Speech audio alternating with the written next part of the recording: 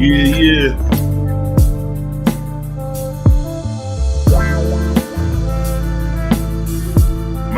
Mic check, 1, 2.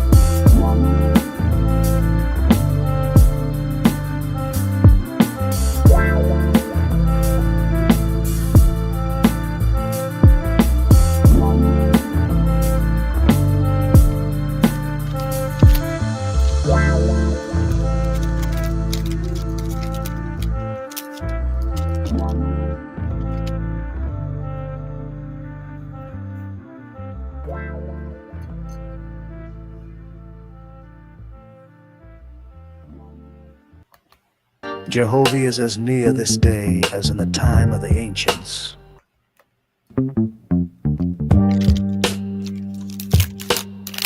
Jehovah is as near this day as in the time of the ancients. Create a gang music. Put yourself in order, becoming one with him. And no book is so easily read as his created universe. Inspiration comes less by books than by what Jehovah wrote. His worlds read him and his works. Frame your speech and your thoughts for him. He will answer you in your own behavior and in the happiness of your soul.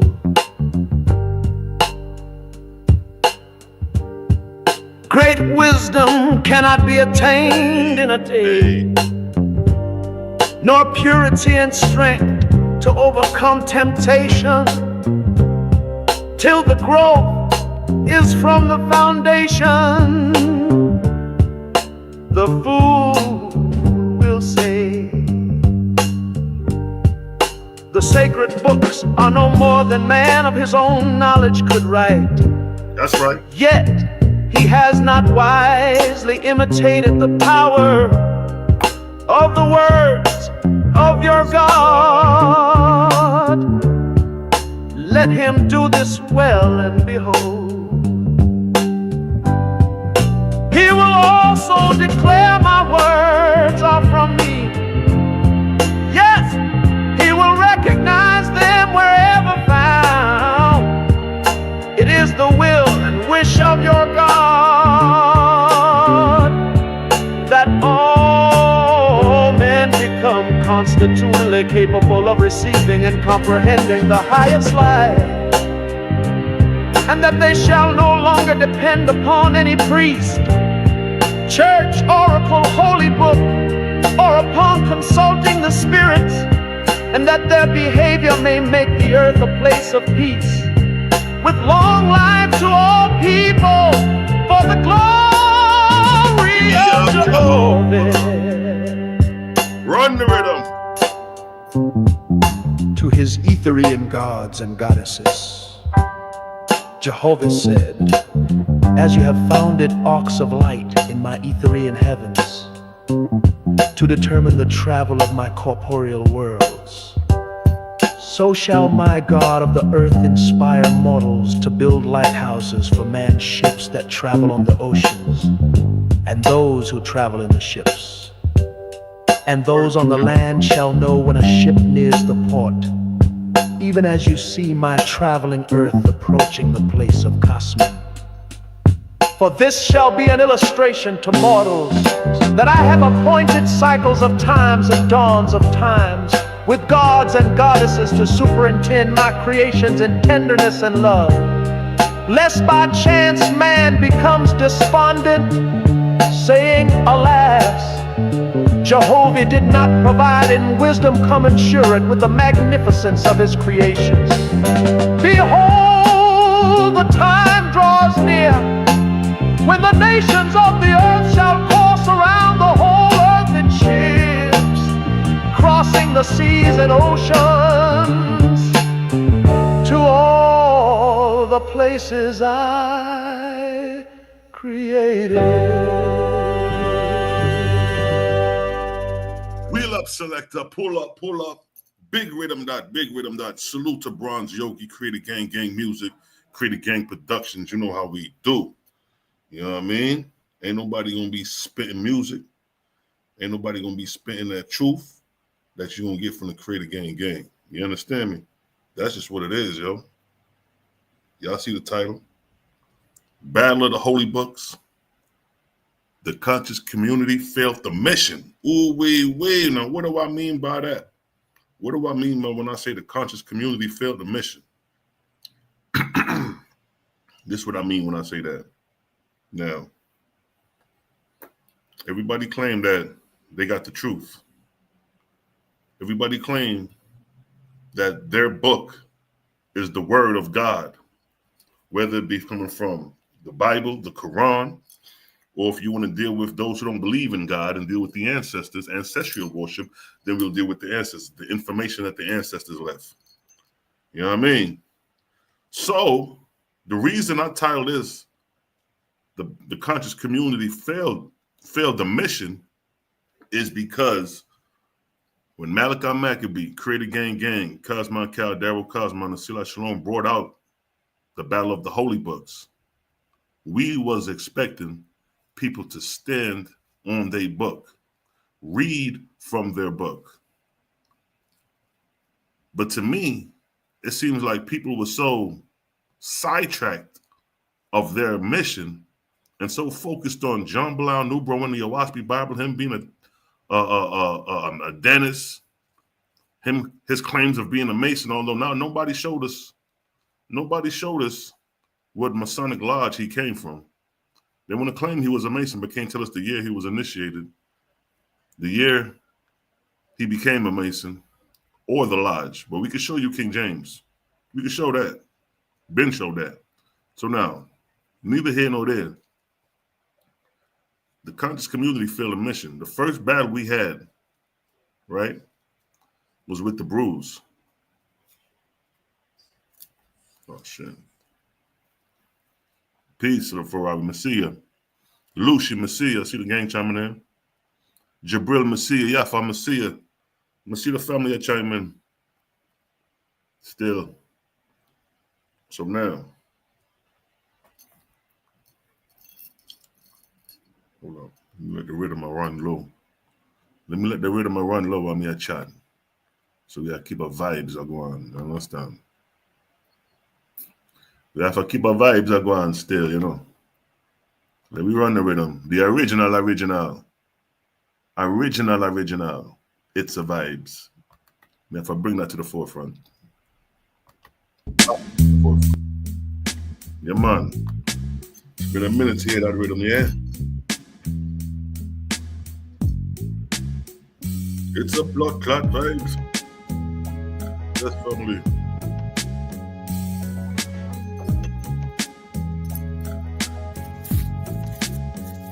It's a vibes.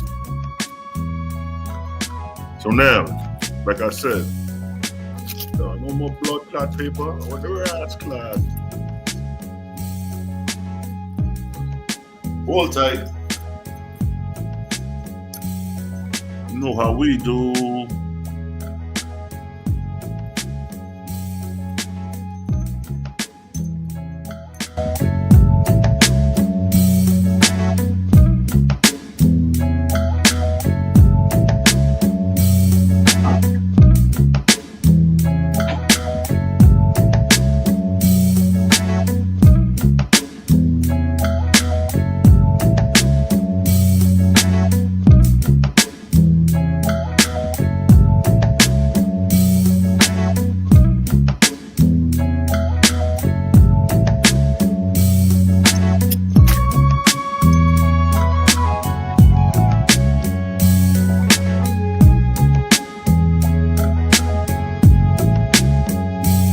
Blood clot vibes, yes, family logic. It's a big, it's the hostess with the mostest. Select Selah, Shalom's on the one and twos.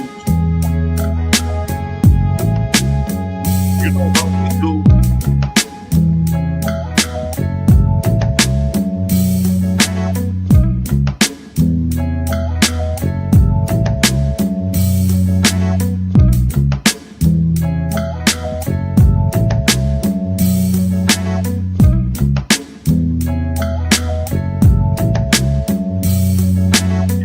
Yes, you know about King James being a black man indeed. You heard the narrative.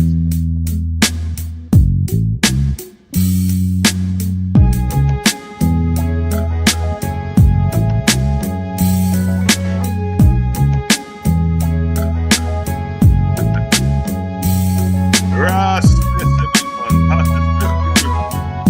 What do you mean pass the split? We got Ras and a pass the split. You're not rafting a pass no spliff. You're not give you a spliff to roll your own blood clot. How about that? Yeah, we just love it, family. Like I say, Battle of the Holy Books, right? That's what this shit was, Battle of the Holy Books. So we came on side of the TV expecting for people to stand on their books. And I specifically went over there because I know how side get down as far as standing on your information in books, reading from the text. That's what we wanted. We wanted a debate where everybody read from the text. Now, out of the debates we had from who we debated first? Matter of fact, it was FOPE first. Yeah, that's where it all started, from FOPE. Yup. We went over there to FOPE, cleared the block. I did my first presentation over there. You know what I mean? Then I went to Sutton, did the presentation over there. Then after the presentation phase, we called niggas out. Like, yo, let's do Battle of the Holy Books. We gonna come up with a topic. The first topic, what was the topic of the what was the topic we was battling on with JJ and them? I don't forgot that fast. The God of the Bible. Who remember the debate topic we had with the Lions then? Well, regardless of whatever the topic was, the mission was for each representative representing their holy book to stand on their book. We standing on the OAHSPE. We reading from the book. Now, when it came to the debate, these niggas wasn't reading from the book. When you look at Daryl Cosmo's first round, when he exposed the fact that Yahweh is a demonic God, read chapters and verses. This nigga was in the Bible more than the opponent was. So that's my thing.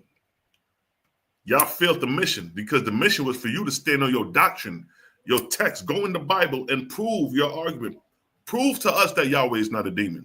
Daryl Cosmo and the whole gang Prove to the world that Yahweh, God of the Bible, who you claim is Jesus Christ, is a damn demon. He showed it. Definition, etymology of words, scriptures, cross-referencing other texts.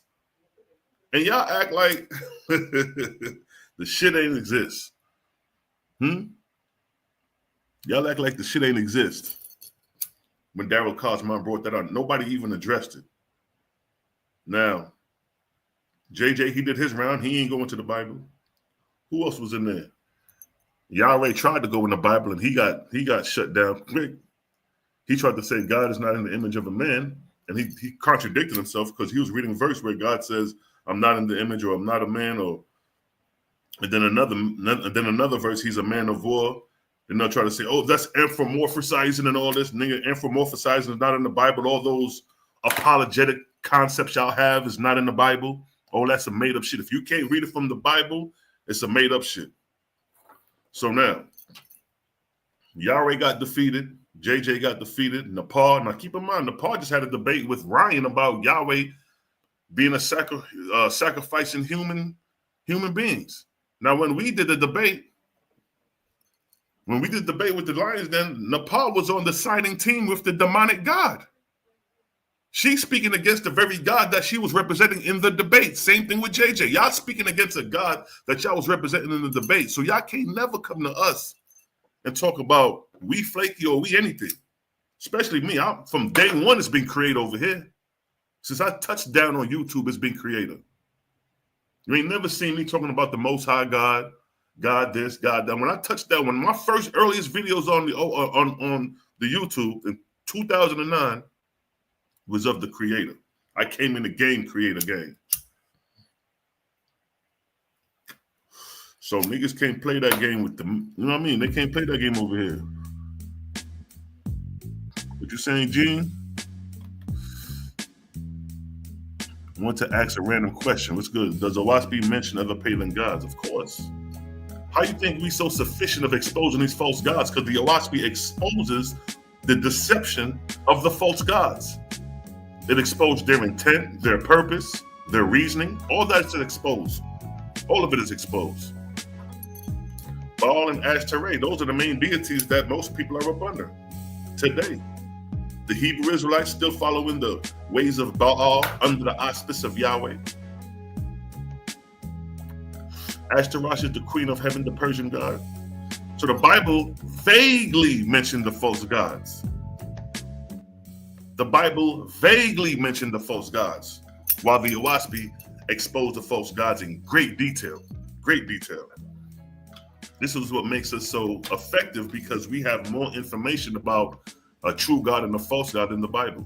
If you was to ask anybody to read the Bible, how do you differentiate a true God from a false God? How do you differentiate that? Anybody in the chat, call your pastors, call your imams, call your rabbis. Ask your pastor, ask your imam, ask your rabbis. How do you differentiate a true God from a false God? How do you do it? Yahoo, where is it, big man? Bless up yourself, yeah? Respect. Respect. Anybody in the chat, how do you differentiate a false God from a true God? Now, let me put this in nigga terms. How do you differentiate a fake nigga from a real nigga? It got to be something in your behavior, in your character, in your action that will qualify you to be a real nigga or a fake nigga. That'll qualify you to be a real God or a fake God. You see how that works? You see how that works? That's right. You determine the quality of something by the behavior and character and actions of something. Right? Right? When you say false God, you mean in terms of power, or do you mean power is an abstract word, meaning it cannot be identified with the senses, right? So when I say false God, a God is a title bestowed on a man. That's what a God is. The same way a king is a title bestowed on a man, God is a title bestowed on an angel. As above, so below, as above. Power is retained in the individual. God contains power because God, according to the Bible, is a man. And within the man is the power, is the spirit, is the life force that activates the physical body, that activates the angelical body. Let me find something real quick. The breakdown of the heavenly kingdom. See, once you understand the breakdown of the heavenly kingdom, you will never be lost on understanding what is a God, who is a Lord God, what is a Lord, what is a guardian angel, what is the difference between a Lord God, a Lord, and a God. See, we have all those answers in great detail, while the Bible vaguely speaks of these things. Let me give you an example as above, so below, so you can have a clear understanding of what we're talking about. Let me share my screen quick fast. So we're gonna answer the question. Peace to the God. Let's do the question and answers. You raise the question, I'll give you the answer. Let me share my screen. Now,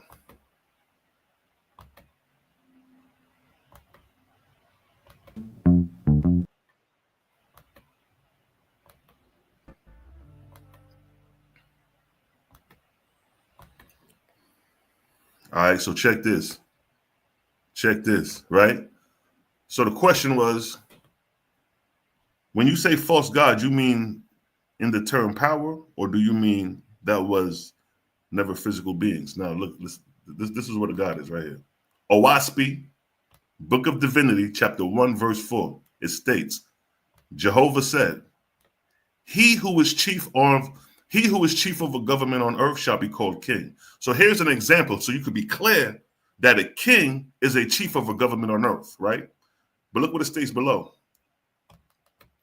But he who is chief of my heavenly government shall be called God. So the same way a king is a chief over the earthly government is the same way a God is a chief of the heavenly government. And is not a king a man? Likewise with God, a man sitting on the throne. That's why you have this depiction of the Canaanite god El, which is the biblical God, and he's sitting on the throne. The same way you see Haile Selassie sitting on the throne. As above, so below, as above. So now we clear on the fact what a God is. A God is a person in charge sitting on the throne. And let's further validate that. Book of Discipline, chapter 1, verse 17. As a kingdom on earth has a king, and the king is nevertheless a what? A man, a mortal, a human. Look what it states. So in like manner is the heavenly place of your God, a kingdom of angels, and the chief over them is God, an angel also. So angel will be equivalent with mortal, and mortal will be equivalent with angel. God will be equivalent with king, and king will be equivalent with God, because both God and king are titles bestowed on who? A mortal. Bestowed on who? An angel. It is clear for a baby to understand this. This is not hard to understand. So the OAHSPE is making it clear that a God is a human, is an angel with the title and rank, ruling in the heavenly government. It's as simple as that. Now, the power comes with the authority. Peace to the gang. I see Malachi Maccabee in the building. And I see my brother Cosma Kruger in the building. You know what I mean? Yeah. Physical and spiritual is one and the same thing. Because don't the kingdom of God is a spiritual kingdom, right? But it's tangible. Anything that is tangible will be considered physical. So although it's spiritual, it's still tangible. Spirituality is just like the physical world. The only reason we can't see the spiritual world is because we're moving at a certain vibrational frequency. We're moving in a range of visible light. So that's why I use the example. The king and the God is one and the same. They're both identifiable. They're both tangible beings. An angel is a tangible thing. It has figure and form. It has shape.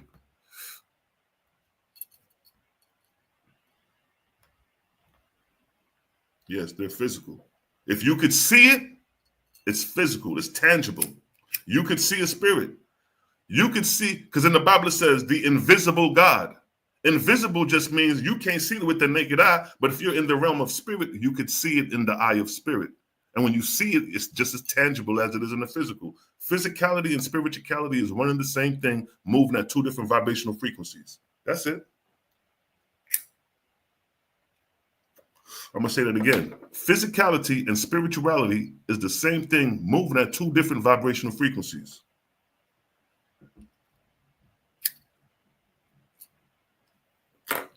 You dig? So now, that's right. Facts. Yusuf, that's right. Shalom, Aki. And see, this is the thing. If the Hebrew Israelites, if we Israelites are supposed to be God's chosen people, right? It would only make sense for an Israelite to bring out the actual truth of the Creator. Who is bringing out this truth in the OAHSPE? Who is challenging the Bible like we are? Don't nobody challenge the Bible like we do. The Muslims are scared to challenge the Bible because they know the Bible got the upper hand on the fact that Jesus is the Lord and Savior and all that. The Hebrew Israelites, they beat up everybody with the Bible. But when it comes to the game and we challenge them on the Bible, they act like the Christians. Now they want to lean on their own understanding. They want to give you their private interpretation instead of going chapter and verse. I just showed you that the God is a title bestowed on an angel. You've been taught that God is the Most High. So you're trying to tell me that the Most High Creator is a man sitting on the throne. We already got Tazariak admitting that. Right? And if he's admitting it, all those he follows admits it. And how many other camps admit that the Most High God sits on the throne, which is a man? You are worshiping a man. The spirit of Satan. All right, so I could tell, peace to the God, but I know you're not familiar with the OAHSPE just from the terminology of how you wording things, because the spirit of Satan has a physical here on off. Satan just means deception. God in the Bible sends out lying spirits. That's deception, right? God in Judges chapter 20 kills 25,000 of his own chosen people, the Benjamites, and not even kills off the Edomites who he claimed he hates. But nonetheless, the God of the Bible is not the creator. He's just an angel that is assigned to the house of Israel, the same way the Canaanites are assigned to the god Baal. Each god is assigned to people. Osiris is Egypt. When you look at the Osirian doctrine, and when you look at the Kemetic literature, and coming back, this is why I say the conscious community failed the mission. When we had the debate with the Kemetic, the topic was cosmogony and science and time. Nobody stick to the topic. Nepal, I don't even know what she did. She was totally, and Sarnetta just sat there and let them not stay on the topic. If you are a moderator and the topic is this, it is your duty to interrupt me in the middle of the goddamn debate and say, brother, you are drifting. That is not the topic. Can you return back to the subject matter? If that principle was applied to the debates, then you would see the power of the OAHSPE, because now they would have no choice but to go into Kemetic literature and read the story of creation and explain how Geb, explain how Anu, explain how all these deities, these men deified deities, supposed to be aspects of creation. You would have had to explain that according to the literature. And if you would have been held accountable to that, you would have been looking foolish trying to explain goddamn Ptah popping out of nowhere, or Amun, or Atum popping out, because Atum and Ptah, them niggas is creator gods. They are not aspects of nature. These niggas is deities. Like Shu is moisture and Tefnu is air and things of that nature, right? But when you look up Atum and you look up the origin of Ptah, those niggas is not aspects of nature. These niggas popped as full-grown deities creating. And if they had to go through the text, they would have had to stand on that. And then they would have did like the Christians and the Brews do sometimes, lean on their own understanding. Because there's so much wiggle room that they can say whatever they want. Where say nigga Dusha, may I see your bedroom? May I see your... That's right.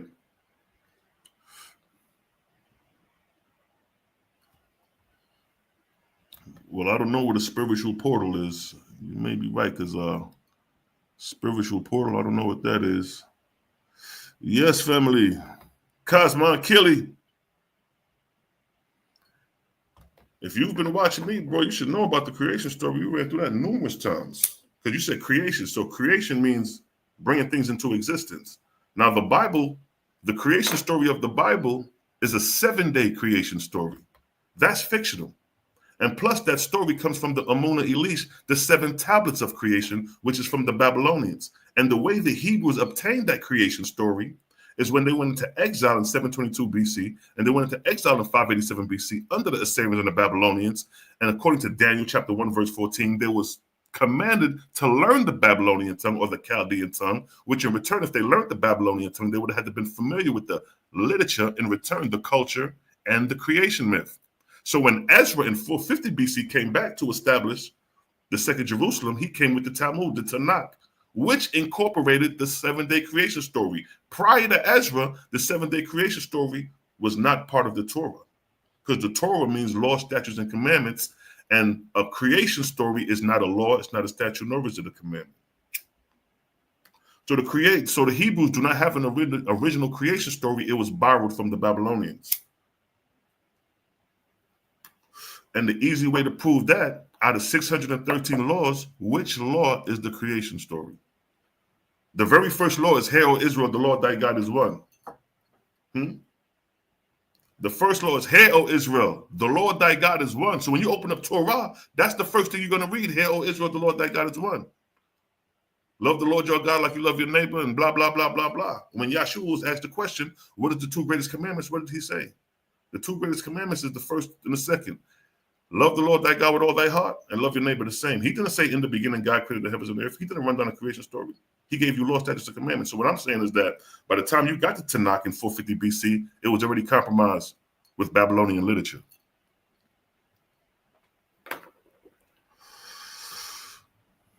So I'm just giving you a rundown that the biblical creation myth is fictional. Now, the OAHSPE creation myth, we done ran through that numerous times. I'll give you a glimpse of how creation manifests itself. I'll give you a glimpse. And then it's going to be objective. It's not going to be subjective to it. You got to believe what I'm saying. I'm going to show you what I'm saying. Right? Let me see if I can find a little quick breakdown for you. Peace to the God Gene, raising the questions, having a good discussion. We going back and forth. This is what we like to do. You know what I mean? Iron sharpen iron. All tight. Let me see if I could find this quick little breakdown I did. I think that might be it right there. Is this it? Let me see. All right, so this is a quick breakdown. You want to tell so OAHSPE creation. So that's right and exact. Good question. Biblical creation myth taken for yes, Cosmon. You already know. Cosmon Killy. All right, so look, this is from the OAHSPE, right? So the question, what is cosmogony? Definition, the branch of science that deals with the origin of the universe, especially the solar system. So it says especially the solar system. Our solar system contains our sun and planets. And it says the origin meaning the first. What is a universe? The universe is all of space, time, and their contents. The Latin word universus meaning combined into one. So universe means all of space and time. Cosmogony means the origin of space and time. What does una mean? Definition, unit means one, single, right? Now let's go into the OAHSPE. Who is Jehovah? Now you remember, I just showed you, according to the Bible, that God is a man sitting on a throne. And I showed you in the OAHSPE how it's cross compared to a king and a kingdom, right? So now, who is Jehovah? Book of the Ark of Bond, chapter 9, verse 12 and 13. Who is Jehovah? What does it say? The ever-present. He fills all place and space. Key point. He fills all space and place. What does the definition of universe mean? The universe is what? All of space and time. So Jehovah is synonymous with the universe.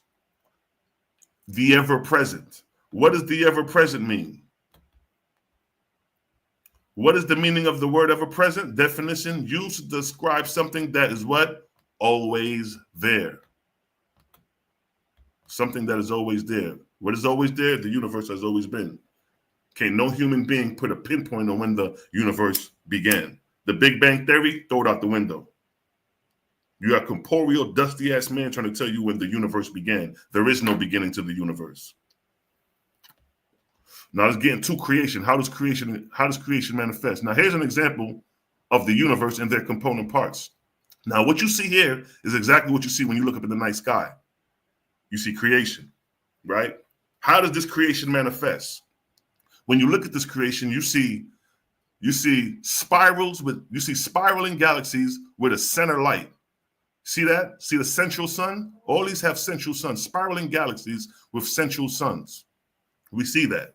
How does that manifest? Now, first, the ingredients of the universe. What is the universe made up of? According to most scientific sources, the 10 most abundant elements in the universe are hydrogen, helium, oxygen, carbon, neon, nitrogen, magnesium, silicon, iron, and sulfur. Now, that's the building blocks of life. This is the periodic table of creation. You cannot have creation without these elements. It's impossible. The Bible doesn't even mention the elements. The Bible gives you a vague, childlike story of creation, right? But here we're getting more deeper. We're going to the elements, which is the building blocks of creation. What is the sun made of? Helium, hydrogen, carbon. So we're dealing with elements, elemental particles. Now here's an illustration of an atom. So an element is an atom. Here's an illustration of an atom. Here's an illustration of hydrogen. Here's an illustration of oxygen. And here's an illustration of carbon. And if you notice, look at the pattern. Your Bible cannot explain. If I was to ask you, according to the Bible, why do the structure of cells look like this? Why is there neutrons and protons in the center surrounded by electrons moving in a circle? The same way you see here. The exact same way you see here. You see this, you see the semblance? You see as above, so below? You see the macrocosm and the microcosm? So now the question is asked.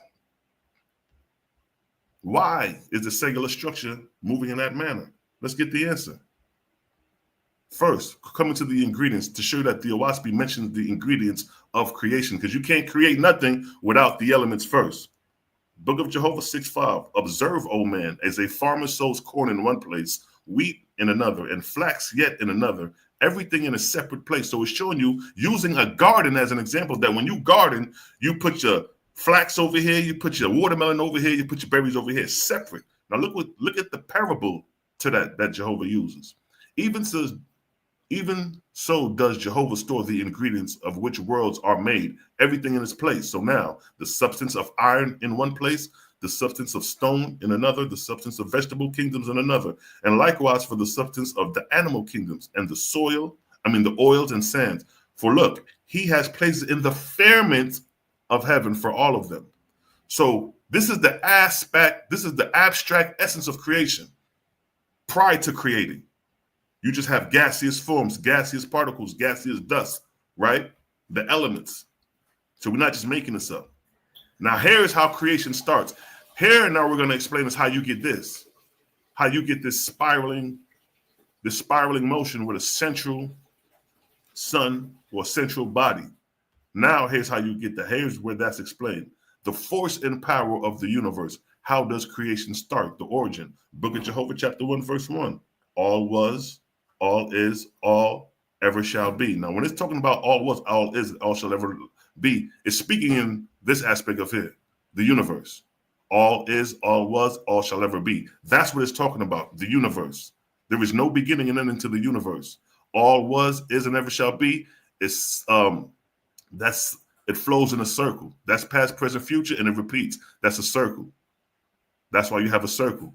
Past, present, future flows in a circle. It's cyclic. Now look, right? Book of Jehovah chapter 1 verse 1. All was, is, and ever shall be. The all spoke, and motion was, is, and ever shall be. So from stillness to motionless to motion. That's the force and power of the creator. Only the creator could do that. Only the creator could put air, gases in motion to create. Because motion is the first sign of creation, right? What do I mean when I mean the first sign of creation? Now look, definition of the universe is all space and time. The origin of creation within the universe is motion. Book of Jehovah, chapter 3, verse 6. For each and every physical world, I created a what? A vortex first. So before you can have a galaxy or solar system within the universe, you must have motion, and this motion flows in a vortex pattern. Here's an example of that. This is creation. This is the origin of creation. This is before you get light. What I'm describing is the process and function of manufacturing light. Listen, what is a vortex? In fluid dynamics, a vortex is a region in a fluid in which the flow revolves around an axis line, which may be straight or curved. Fluid dynamics, listen, in physics, physical chemistry, and engineering, fluid dynamics is a subdiscipline of fluid mechanics that describes the flow of liquids, fluids, liquids, and gases. So here is an example of a vortex. Here is an example of fluid dynamics. Here on the left, you have the vortex. Here you have hydrogen, oxygen, carbon, and here you have the solar system, all sharing the same structure of creation. This is the building blocks of creation, and motion creates a vortex, and then this is the visible and invisible force and power of creation, what you see right here. Now look, here's an example again. There you have it. Now look, you have the vortex right here. You have a cell, an atom cell. This is an oxygen cell. You have a galaxy showing you the same vortex and spiral. And then here you have a hurricane showing you the same force and power. So what I'm showing you is objective truth. And then I'm reading from the OAHSPE explaining how things come into existence through this objective truth. You can't get this from the Bible. You can't get this from the Kemetic literature. This is why we wanted them to stand on the text and explain this according to the text. We explain this according to the OAHSPE with no additives, raw and uncut, no chaser. Now look, let me read what I got right here. Look what it states. Here's an example of a vortex: a hydrogen, oxygen, and a carbon cell in our solar system. A cell has protons and neutrons at the center like a sun, and the electrons orbit around like planets. If the vortex does not exist, which is the spiral, the cellular structure of a cell cannot exist. And likewise with the galaxy, a solar system, a hurricane, a tornado, they cannot exist without what? The vortex first. This hurricane would not exist if it wasn't for that spiraling vortex. This galaxy wouldn't exist if it wasn't for the spiraling vortex. This oxygen cell wouldn't exist if it wasn't for the spiraling vortex. So I'm showing you one universal order of creation, objectively and coming from literature. Now look at this. In order to bake a cake, you got to mix the ingredients in a what? Rotating motion. In order to create, you got to mix the ingredients in a what? Rotating motion. So the creator is using his invisible hand to turn and mix and put things in motion. Now look at this. Book of Jehovah, chapter 3, verse 4. Look what it states. By the power of what? Rotation. Here's another example. I'm reading and I'm showing. So there is no confusion. A child could understand. If a child was looking at this right now, he'll probably get an A+. But you niggas is failing. You niggas got failing grades, got the truth standing right before you, but you mad because John Bilal Bonubro, a white man, a dentist, a 33rd degree so-called Mason, brought this out, and you niggas mad. You mad because the iron's white and the drunk is black, but you overlook what the information is bringing out. That supersedes that level of ignorance that people are bound to. But look at this, by the power of rotation, right? Swift driving at the periphery. It says, look, swift driving at the periphery. You know what the periphery is? The periphery is the outskirts. It is from the outskirts. It is from the periphery that the force of power is driven in a spiral, driven to the center, taking the gases, minerals, amalgamating in the center, producing the ball of fire. Now look at this. Swift driving at the periphery. Same thing with the oxygen cell. The electrons will be at the peripheral, swift driving on the outskirts. And then look what it states next. I condense the atmosphere worlds that float in the firmament, and these become my what? My corporeal worlds. What is a corporeal world? An earth, a physical world. So So the OAHSPE is explaining you how a physical world is created by the force and power of the vortex. That's the real power. This is creator power. This is beyond God. This is God ain't got shit on this. God ain't got shit on the creator. God is what you will become in time. A responsible angel ruling over a kingdom or a heavenly place created by your creator. What I'm giving you is the essence of creation from the creator. Notice I ain't mentioned a man yet. Notice I ain't mentioned a God yet. I mentioned the ever-presence using force and power, motion to create in the physical reality. Look what it states right here. In the midst of the vortices, I made them. Made what? The physical planets, sun, moon, and stars. And by the power of what? The vortices, I turned them on their axis. And you see the turning motion from the cellular structure to the galaxy, one in the same order. Right? You see one in the same order. So we ain't mentioned a God yet. And remember, when I first started, we described Jehovah as the ever-present. That's not a person. That's not a man sitting on the throne. That's everywhere present. By the power of rotation are galaxies, solar systems created within the universe. See that? One universal order. So I'm giving you just an example of how the OAHSPE describes creation. Look at this. Book of Jehovah, chapter 3, verse 3. Here's a parable. The whirlwind I made as a sign to man of the way of my created worlds. Hold up.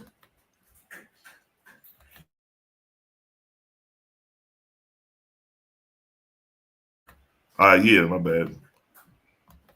So look, Book of Jehovah, chapter 3, verse 3. The whirlwind. Now he's giving you an objective thing to look at.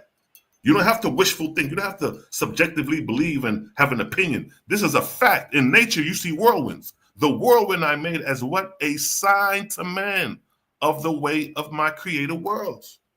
So the creator is giving you the whirlwind as a sign. Look in nature and see the force and power of your creator. Ain't no God doing that. Ain't no nigga sitting on the throne blowing his breath doing that. God sitting on the throne ain't doing that. Hold on. He ain't doing this. Let me pull him up. He ain't doing this right here. This is the God of the Bible. This is El. Right? This is El. What does that say? El, Father of the gods. That's the Most High according to the Bible. Look, this man sitting on a square. He ain't doing this. He ain't doing this. Who's doing this? The creator. The ever-present by the force and power of the whirlwind. When you look at the hurricane being produced, ain't no man standing at the corner in the air blowing his breath producing this. Ain't no God standing with his hands up, spread apart, producing a vortex. You see the vortex coming by the force and power of the creator. Before your eyes, yearly when hurricane season comes around, yearly when Tornado Valley is hit with tornadoes, you looking at the very force and power of the creator. Ain't no man doing that. Here's a side view of the vortex, which looks like a tornado, and here's a top view of the same thing, which looks like a hurricane, showing you that a hurricane, tornado, cyclone is the same thing, different name, same force and power. As you see the power of the whirlwind gathering up dust of the earth and driving it together, look what it states here. Know that likewise I bring together the Jaya, the Aja, and Nebula, which are atmospheric densities, in the firmament of heaven by the power of what? The whirlwind I created the what? Sun, moon, and stars. See that? Sun, moon, and stars are created by vortexian power. Your Bible don't even mention the vortex. Look how detailed the OAHSPE is mentioning the vortex, dealing with the aspects of creation, and the Bible don't even mention it. The Bible just say, in the beginning, let there be light. In the beginning, God created the heavens and the earth. Then God said, let there be light. How is light manufactured? I'm showing you how light is produced by the vortex. It says, by the power of the whirlwind, I created the sun. The sun is a ball of light. The moon and stars. The sun is a gas. The moon is solid. The earth is a solid, liquid, and gas. So regardless of the density, whether it's solid, liquid, or gas, the force and power of the vortex still remains the same.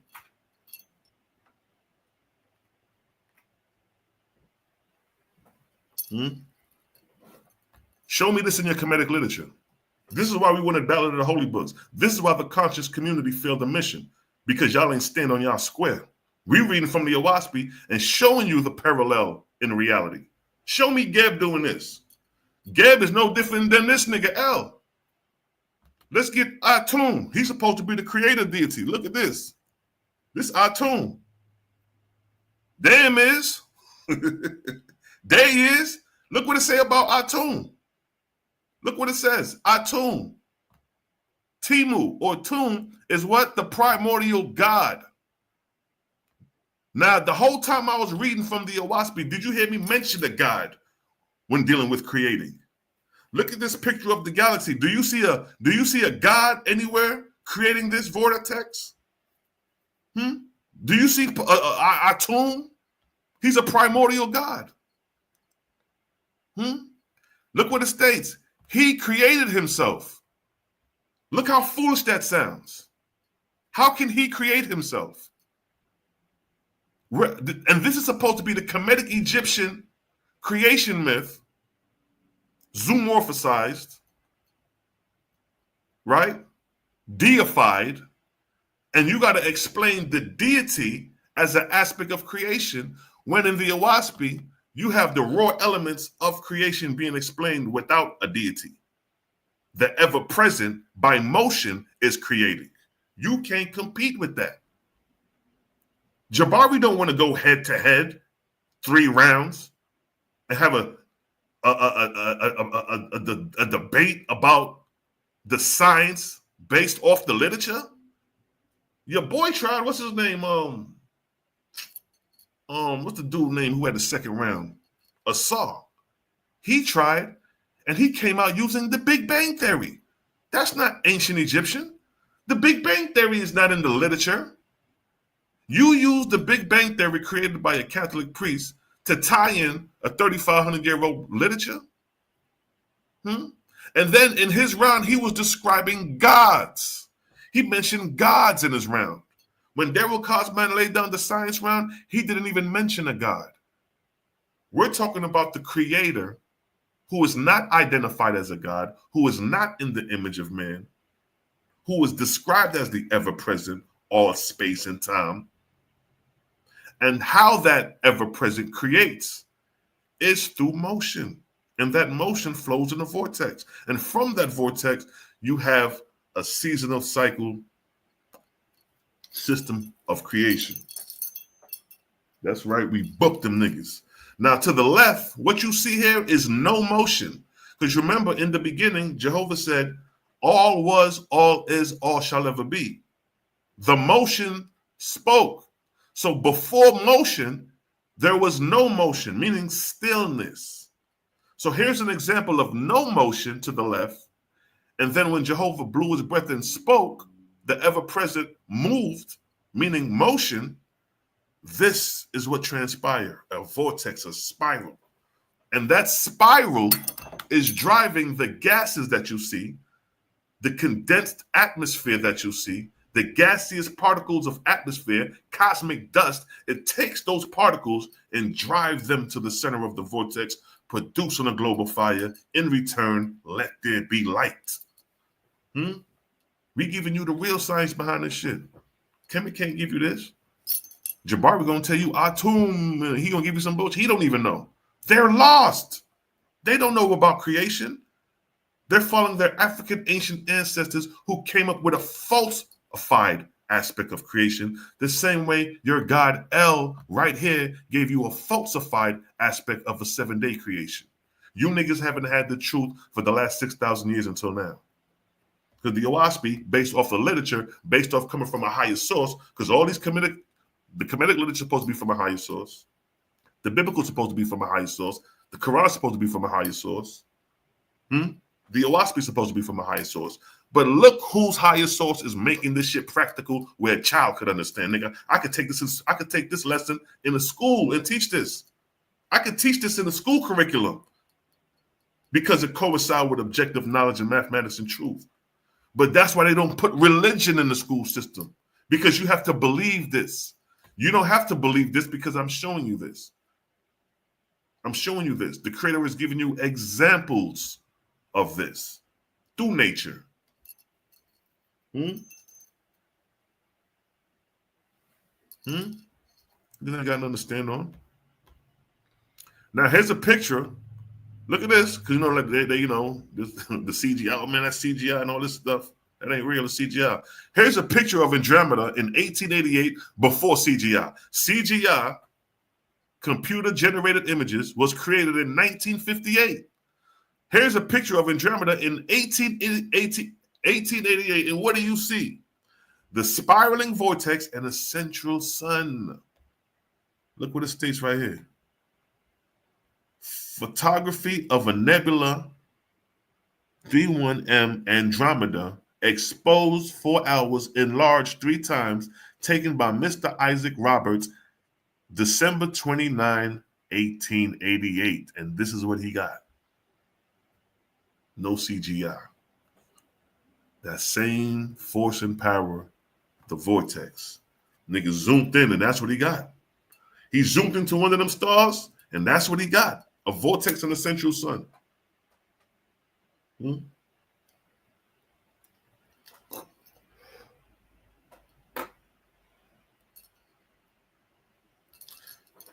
Now I must have trusted my. See, now you getting ignorant, because you went to a picture when I just showed you right here in nature. Now you're looking ignorant. And this is what happens. Cognitive dissonance kicks in because they see the truth right before them being described, but they'd rather resort to saying this is a generated picture, but I just showed you in real time a hurricane and a whirlwind, same force and power. So now I'm not even going to entertain that, because now you beyond your level of understanding.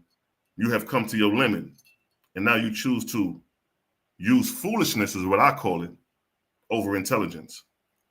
So we done with him. We done with that. So I'm just showing you this is the real aspect of creation. If you think you got the Bible to come across this, bring it. Whatever doctrine you standing on, compare it to this, and let's see which one makes more sense. Now look, cosmogony. What is cosmogony? Look, creation of the sun. According to the Bible, the sun was created on the 4th day.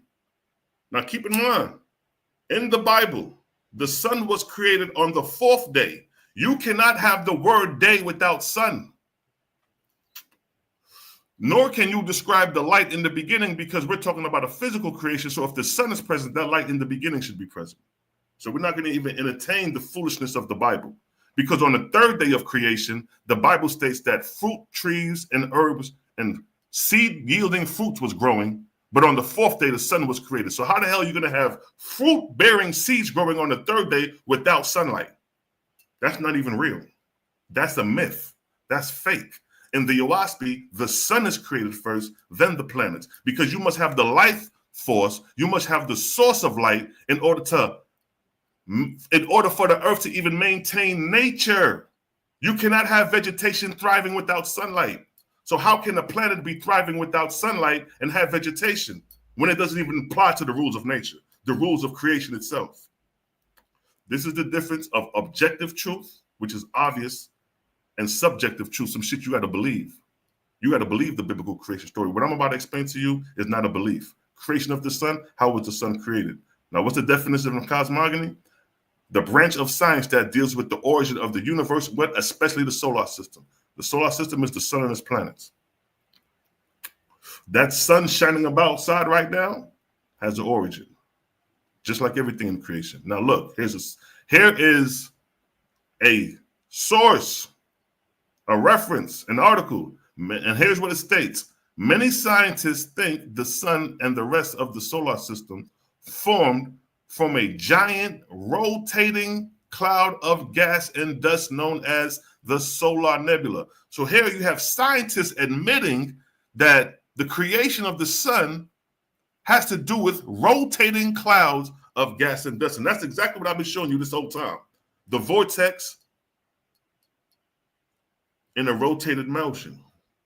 Now here's another source. What is a solar nebula? A solar nebula, gaseous clouds from which, in the so-called nebula hypothesis of the origin of the solar system, the sun and planets formed by what? Condensation, right? That's in the Botanical Garden. 2 references to show you that according to science, they say that the sun was created by a rotating gas of rotating cloud of gas and dust, and it was condensing. Now let's go to the OAHSPE and see if this is true.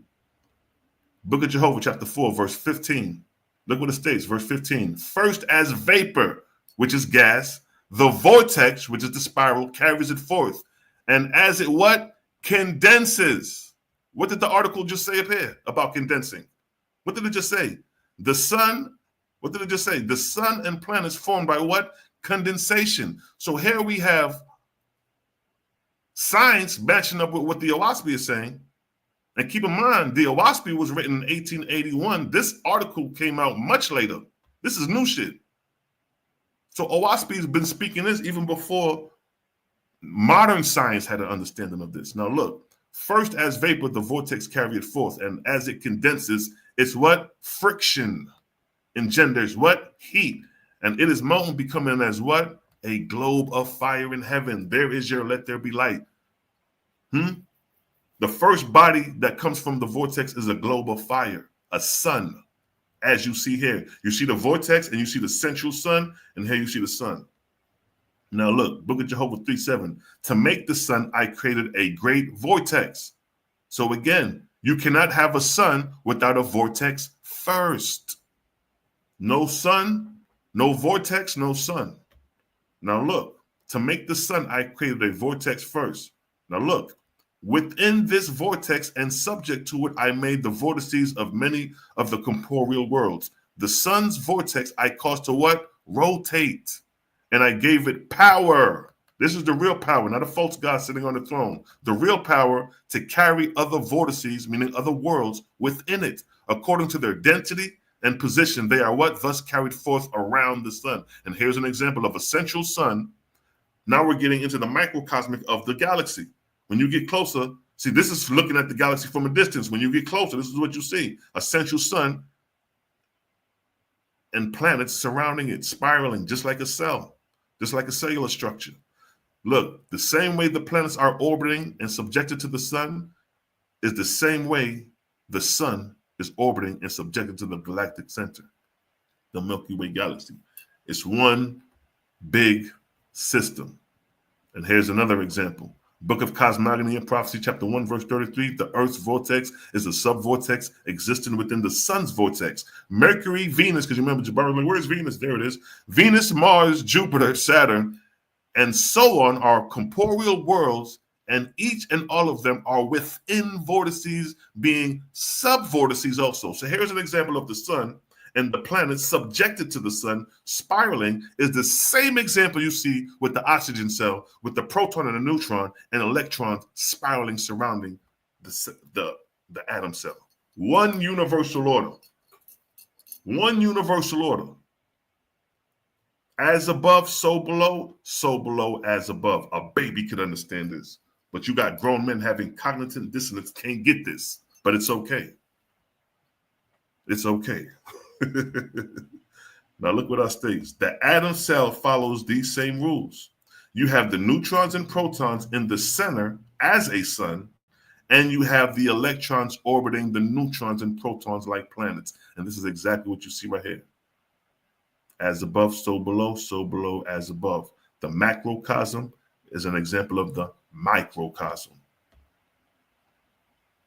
And the combination of all of these subvortices within, including the sun's vortex, is known by the names Great Serpent or Solar Felix, which reason the sun's vortex was called the Master. Book of Cosmogony and Prophecy, chapter 1, verse 1, the same principles apply to what? All, not a few, not a little bit, not some in the corner somewhere hiding. The same principles apply to all the stars, suns, planets, and moons. So for us, we understand that there is one universal order to creation, and that one universal order to creation is the vortex as seen here. With all these pictures of spiraling galaxies, you see one universal order. One universal order. Book of Selah, Jehovah said, the sun I made as the head of a serpent, and his Felix I made as the body of a serpent. Thus I made the great corporeal serpent. You thought the serpent was a snake in the Garden of Eden, deceiving Eve by whispering in Eve's ear, saying, well, you know, if you eat from the apple that, or if you eat from the tree of knowledge of the good and evil, your eyes is going to be open and you're going to be like God. You thought that was a snake, right? You don't even know that this is a cosmological understanding. The false God took the cosmological understanding and gave you a fairy tale about a serpent in the garden. But here the OAHSPE, the true Jehovah, the true ever-present, is explaining what is by the term great serpent or the term serpent. Why does OAHSPE reference the solar system, the great serpent? It's because of its motion, moving like a wave, which is the flow of the vortexian current. Now look at this is how a snake moves. Now look how the snake moves. It's moving up and down or left and right, depending on your point of direction, depending on your perception. If we look at that, what you see, he's going up and down, north, south. He's going up north, now coming back south. If we're standing in front of the serpent and he's coming towards us, he'll be going from east to west, east to west. That's the direction. But look at the motion of the snake. Now watch this. 12 stunning pictures of the sun clicked over 12 months at the same place goes viral. Here's a picture of the sun 12 months out the year. Notice the sun does not sit still. The sun is in motion. Here's an example of that. Look at the house in the center right here. They took pictures every month for 12 months and they got and captured the sunrise. And if you notice, the sun rises and winds like an arch. See that? And what you have on this side, you got the spring, you got the months, the 1st to the 12th. There's 3 seasons to each month. There's 3 seasons for spring. There's 3 seasons for summer, 3 seasons for fall, and 3 seasons for winter. And during the course of the year, the sun courses north and south, east and west, depending on your perception. So we got the south, north, south. That's the direction that the sun courses. Now look, a solstice is the time when the sun reaches its most northerly or southerly excursion. So here's an example of the solstice as well. Because the solstice is when the sun is moving on it's at its southern peak or its northern peak. The rise and fall, it rise and fall. Now look, the sun's path, sometimes also called day arc, refers to the daily and seasonal arc-like path that the sun appears to follow across the sky as the earth rotates and orbits the sun, right? What does it say about an arc? Time is measured in arcs. OAHSPE Bible, Book of Synopsis of 16 Cycles, chapter 2, verse 2. Second, the sun with his family plieth in a large circuit, which is divided into 1,015 what? Arcs. The distance for each arc is about 3,000 years or 1 cycle.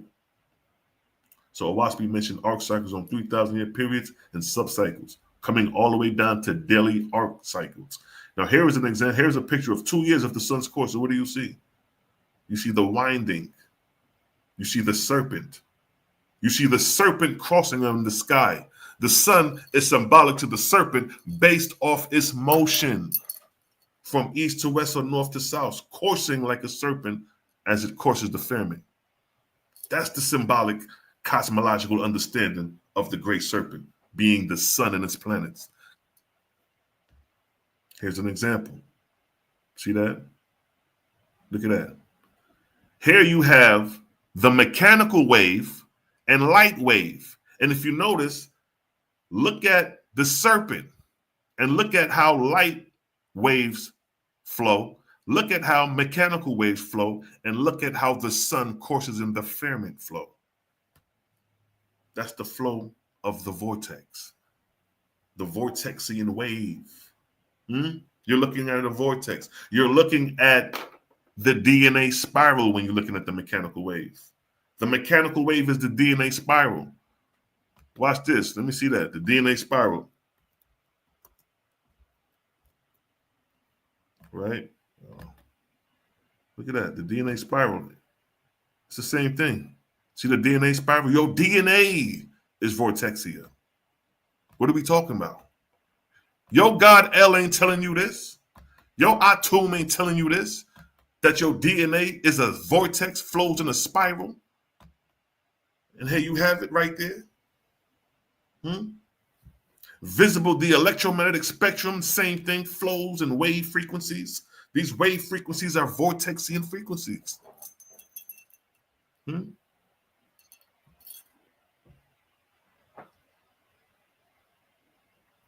See that? So we ain't even, this is why the conscious community failed the mission. Because the same way we standing on OAHSPE literature, then we going outside OAHSPE to cross-reference it with science and nature. Nigga, we diabolically destroyed the Bible and Kemet. And they know that.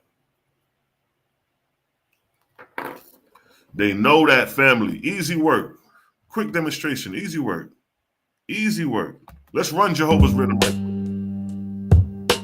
Let's get Jehovah is as near this day as... Bring Jehovah's life. Give me a one in the chat if y'all get this understanding the family. Put yourself in order. Give me a one in the chat if y'all get this understanding the family. And no book is so easily read as his Run the great rhythm. universe. Inspiration comes less by books than by what Jehovah wrote. Inspiration comes less by books than what Jehovah wrote, which is his creation. So we use the book to validate creation. Creation is validating what is in the book, which makes the book have merit. His worlds read him and his works. Frame your speech and your thoughts for him. He will answer you in your own behavior and in the happiness of your soul.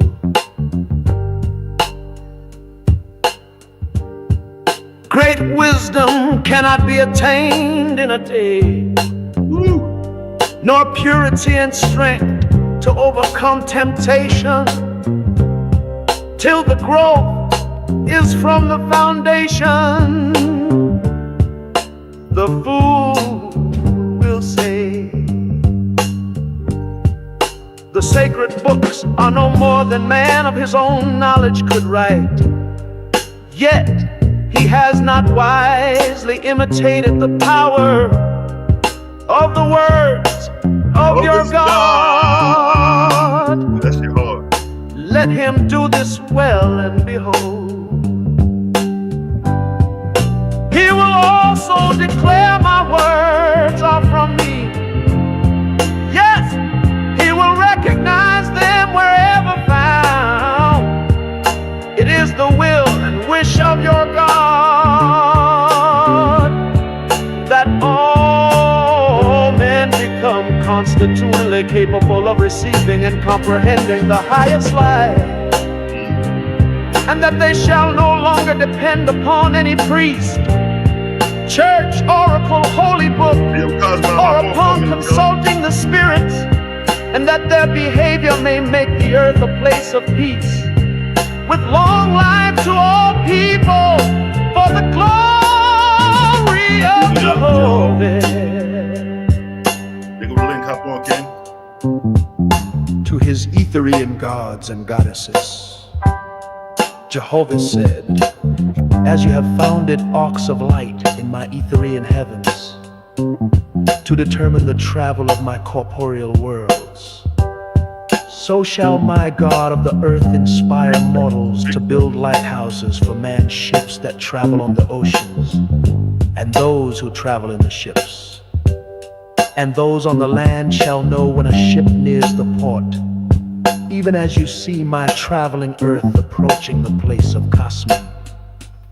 For this shall be an illustration to mortals, that I have appointed cycles of times and dawns of times, with gods and goddesses to superintend my creations in tenderness and love, lest by chance man becomes despondent, saying, alas, Jehovah did not provide in wisdom commensurate with the magnificence of his creations. Behold, the time draws near when the nations of the earth shall course around the whole earth in ships, crossing the seas and oceans to all the places I created. Yo, that rhythm bad aya. Yo, that rhythm mud. You know what I mean? Creative Gang music, man. You know how we do Creative Gang production. Big up to the big homie, the motherfucking cloud kicker, Cosmo Cal, and this motherfucker. Peace to the righteous God. Let me bring you in. I don't know if I brought you in. Let me bring you back in. Boom. Yeah. I don't see you. Can you hear me? Where you at, King? Can you hear me? Yeah, my head of the eyes loud and clear, my brother. All right. Cosmo Kruger in the building. What's good? I can't see you though, King. There you go. There he is. It's not my thing won't cut on for some reason. Oh, you're like, well, it's all good. We hear you though. You hear you. What's the word, Jelly Bird? What's the word, man? I can't call it, man. I can't call it. Decided to come alive, and I was just building to myself, and I was just rationalizing within, and I was like, you know what, King? I said, yo, the conscious community failed the mission with Battle of the Holy Books. Yeah, because nobody really stood on their literature and broke down practically the science of creation or even defending their God. Go ahead, Cosmo, talk to us. No, you're right. We have been offering up for years now the fact to let's see which text has the most light within it, which one holds the most information, which one tends to show itself objectively true. None have been able or been wanting to stand in front of that type of heat that's coming up off of OAHSPE. I think that they it's like a pecking order. You dig what I'm talking about? And you just got to come, and I've come to the realization that the gang is on top. That's right. So when it is that, we do come around and we do parley with other people, they looking at us as threats. Big fact. They're not even trying to be cool because they know at any time, you know what I mean? If you went left, they thinking we gonna, bring the hammer down. So for a lot of them people, you dig what I'm talking about, it doesn't pay for them to deal with us. So they give us a very wide berth. You dig what I'm talking about? They stay far away from us. Don't say nothing. Act like we don't exist. You dig what I'm talking about? And then when we make them emotional and come up out they, come out they little hiding spots or cubby holes, we see that they not ready. Right. You know what I mean? They don't ever. The brother did a whole show supposedly refuting Daryl Cosmon and his claims about the God of the biblical God being a demon. He didn't refute one claim, not one. You know what I mean? So, when it comes to information like that, it's readily observable that we're just on a higher light vibration and can't nobody deal with it. And the simple fact is, because they know they can't deal with you, they can't deal with Malachi, they can't deal with Daryl, they can't deal with Cosmo. You did what I'm saying? And because we are intelligent and we always prove what we say, they hate us. oh, y'all just spooky, or y'all just crazy, talk about space, they got every excuse. Yeah, they got every excuse why they don't want to step in this lane. Yeah, see, it's all fun and games when we just freestyle talking, but then when we put together a subject matter and put together a PowerPoint based off the text, based off objective truth, based off nature, based off science, nigga, we gonna cook you niggas, and that's what you niggas don't want to stand on. Because when we had the debate with the Lions Den, I don't know what the fuck them niggas was doing. Yeah. They all over the place. And then when we had the debate with Kemet, Nepal, I don't even know what she's talking about slave plantation ownership, and we talking about science. How Sarnetta Right. allowed that to even slide? If we was dealing with Sarnetta during the days of the Adjustment Bureau, nigga, he would have checked that shit at the door. I said, nah, nigga, we ain't talking about slave masters right now. We talking about the science and bring out the science from Kemetic literature. That's what the old Sarnetta would have did. And another difference is that I've noticed they be talking about some stuff that happened 2,500, 1,500, 1,600 years ago, trying to apply it to now. OAHSPE is talking about now, 2025. You did what I'm talking about, and going forward. And not only that, on top of that, the way the OAHSPE deals with the aspect of creation, it singles out a God. There is no God. There is no God. When I broke down everything I just broke down with creation just now, we didn't mention a God. We didn't. Go ahead. And the crazy part is what I had to sit and wrap my mind around. The force that we're calling energy, right, is just an aspect of the creator. That's it. It's the creator. Yeah, exactly. It's the thing that's not created and not destroyed. It's potential creation. It is potential. You dig what I'm saying? And that entire potentiality is creator. But but creator does the next step. He turns it from potential to actual useful energy by putting Kapoor in motion. Right. That the motion, the spiraling vortexian motion, toroidal, however you want to call it, because ether or dark matter, or what they call space, has corporeal substance already sublimated within it. Once you spin it, it creates kinetic, electric, magnetic, light, gravity. It just depends on what it's reacting upon is the force. So, you know what I mean? And in the same place, you can get multiple forces, which are effects of corpore. They're not even, in a sense, real. You dig what I'm saying? They're the energetic force of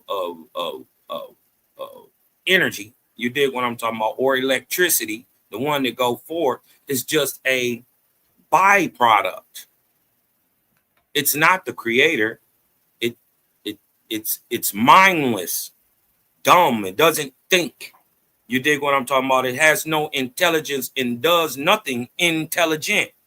As a matter of fact, the same force, electricity, that will turn on your lights so you can see in the dark, that same force will kill you. That's right. You dig what I'm talking about? If not harnessed properly. So, right. You know, it's mindless and you know, without intent, so it can't be the creator. You dig what I'm talking about? It would just be an aspect or an effect of the creation, right? Not the actual creator himself. Right. That's the force and power the creator uses and shit. You know what I mean? So it's like having an understanding of the science of creation coming from the OAHSPE, it allows us to put things in its proper place, like how Cosmo brought up energy. You know what I mean? Energy has to be used in order to be for the power for energy to be powerful, it has to be exerted. It has to be put in motion. And the depending on the potential of motion will determine the power and strength. Correct. And the one thing we could readily look at that we know energy can't be the creator. You dig what I'm talking about? Is that you can't separate energy from motion. Right? There is no energy without motion. Right. So and this is why, another reason why an electromagnetic field produces a magnetic field and a magnetic field produces an electric one, because it is in a sense all the same force, just reacting upon different corporeal substances. Right, different densities, and yes. Yes, big facts. You know Crazy. We done came a long way, ain't we, Selah? You know what I mean? Big facts, yo. Big facts. I remember when you look back at your first debate, nigga, we didn't even know how to bring up the goddamn we ain't even know how to share the screen and shit. And then we was we were just reading out the book. We just reading straight from the book, no pictures, no nothing. Just straight interpretation and explanations and shit. And we the first ones start using Google Docs. Oh yeah, see that's what threw the game off. Because when we stepped into the debate world or the presentation world outside of our platform, like when we went to SAP, and when we showed how we were just bombing, because you notice when they do their presentation, they gotta switch, they gotta stop, they gotta go find. They don't even organize it to where it could just flow and run sequential order. That's what gave us the advantage and the potency over them niggas. Mm-hmm. You can roll, scroll, keep scrolling right down, and then boom, boom, boom, boom, boom, light bombs. Light, exactly. You know what I mean? Going in, facts. Yeah, man. Man. That's what I'm saying, yo. The conscious community failed the mission. That's why I named it this. It ain't nothing personal. It's just the facts. Yeah, they failed this. As a matter of fact, conscious community is dead. Let's just lay that out there. Yeah, when you the got entire conscious community is dead. When you got the Christians, when you got the Christians and white boys starting to beat up on the brews, that's when you know it's all messed up. That's bad. That's bad. But the thing is, I know them boys been watching the tactics. I know for a fact they've been watching us. You know what I mean? The whole fact that Ryan and Nepal had the debate this weekend proves what we've been saying from the get-go. Right. The God is a bloody God. The God does accept human sacrifices. You dig what I'm talking about? And also that your God is a man. That's what even the brother Gene, when he was talking earlier, one of the two, the brother, I forget which one was it, but he was like, what is God? Because a lot of Hebrews will tell you that God is power. They'll just leave it there, like he's just this invisible power floating around. But that contradicts what the books say, because the books say he's a man sitting on a throne. So that means he's an objective object. He's a man. He's a man. Yeah. So that power has to be contained within that man. And if that power is contained within that man, that means he has limited power. Right. And the greatest power is unrestricted. What they failing to understand is, just like God judging amongst the gods, don't men judge amongst men? Exactly. Don't angels judge amongst angels? Right. What your religious indoctrination has blinded you from seeing is that you're saying the same thing. A man is an angel. A God is an angel.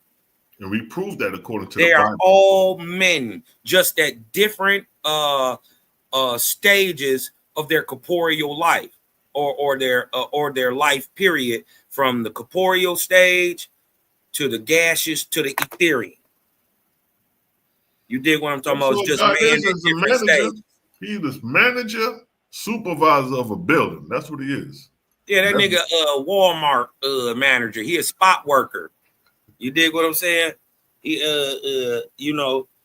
he makes sure, you know what I mean, when you get overcharged on your bill, he take a little 5% off at the fast food restaurant. You dig what I'm talking about? I'm sorry about that, guys. You know what I mean? Let me give you a little discount. Do your dog like chew toys? You dig what I'm saying?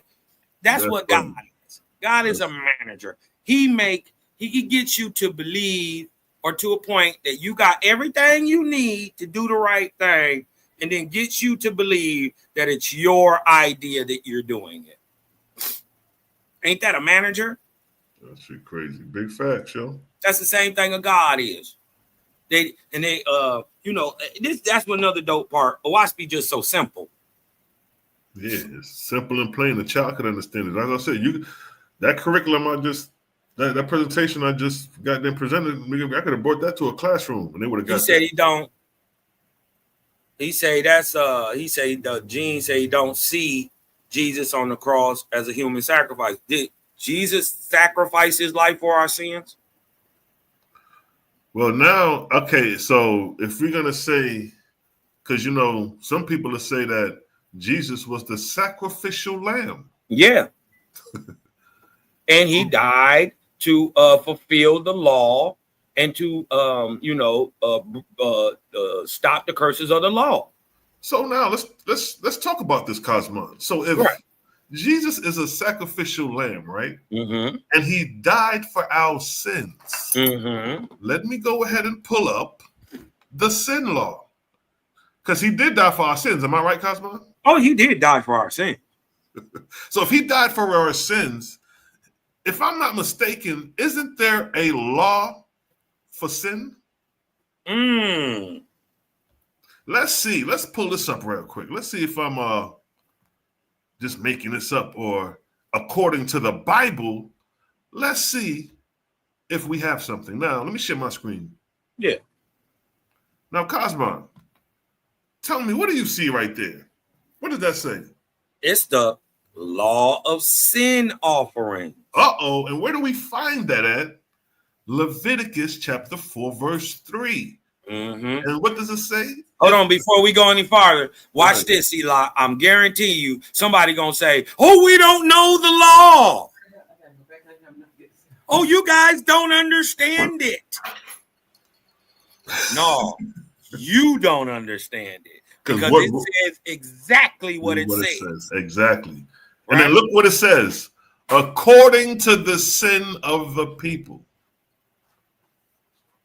If the priest that is anointed does sin, according to the sin of the people. Now, Jesus is supposed to have been the high priest. He's supposed to have been anointed. And he's supposed to what? Be in representation for the sin of the people. Right. According to the sin of the people, then let him bring his sin, which he hath sinned, a young bullock without blemish. Jesus is supposed to be a lamb without blemish unto Yahweh for a what? A sin offering.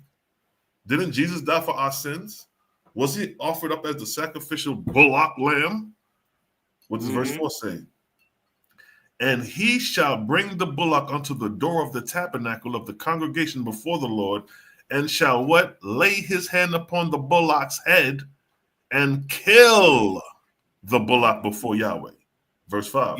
And the priest that is anointed, Yahshua was supposed to be the anointed high priest, shall take the bullock's blood and bring it to the tabernacle of the congregation.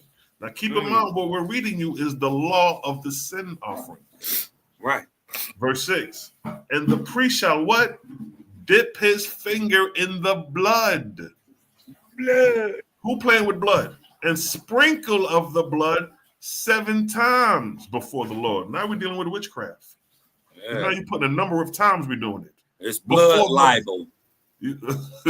Before the veil of the sanctuary. Verse 7. And the priest shall put some of the blood upon the horns of the altar. They always show you depictions with devils having horns.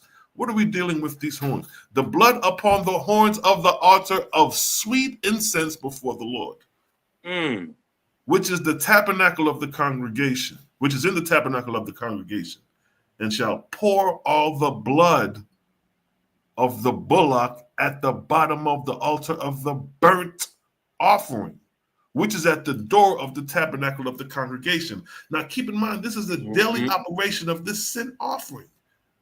If the people sin, this is what the priest got to do. Now look, verse 8, and he shall take off from it all the fat of the bullock for what? The sin offering. Now, if Jesus Jesus is supposed to be symbolic to the bullock, because the bullock is being offered up for what? A sin offering. Right. The fat that covers the inward parts. So they would have had to cover the inward parts and all the fat that is upon the inward parts. Look what it states, verse 9. And the 2 kidneys, they would have had to gutted Jesus' kidneys, and the fat that is upon them, which is by the flanks. and the caul above the liver, and the kidneys it shall he take away. They would have took out the Messiah's kidneys if they would have went according to the law. In verse 10, as it was taken off from the bullock of the sacrifice of peace offering, and the priest shall burn them upon the altar of the burnt offering, and the skin of the bullock, and all his flesh, with Jesus' head, and Jesus' legs. Now, Selah, while he was on the cross, right? While he was on the cross, he hadn't bled yet, right? So, so this would be the reason why they quote unquote pierced his side, correct?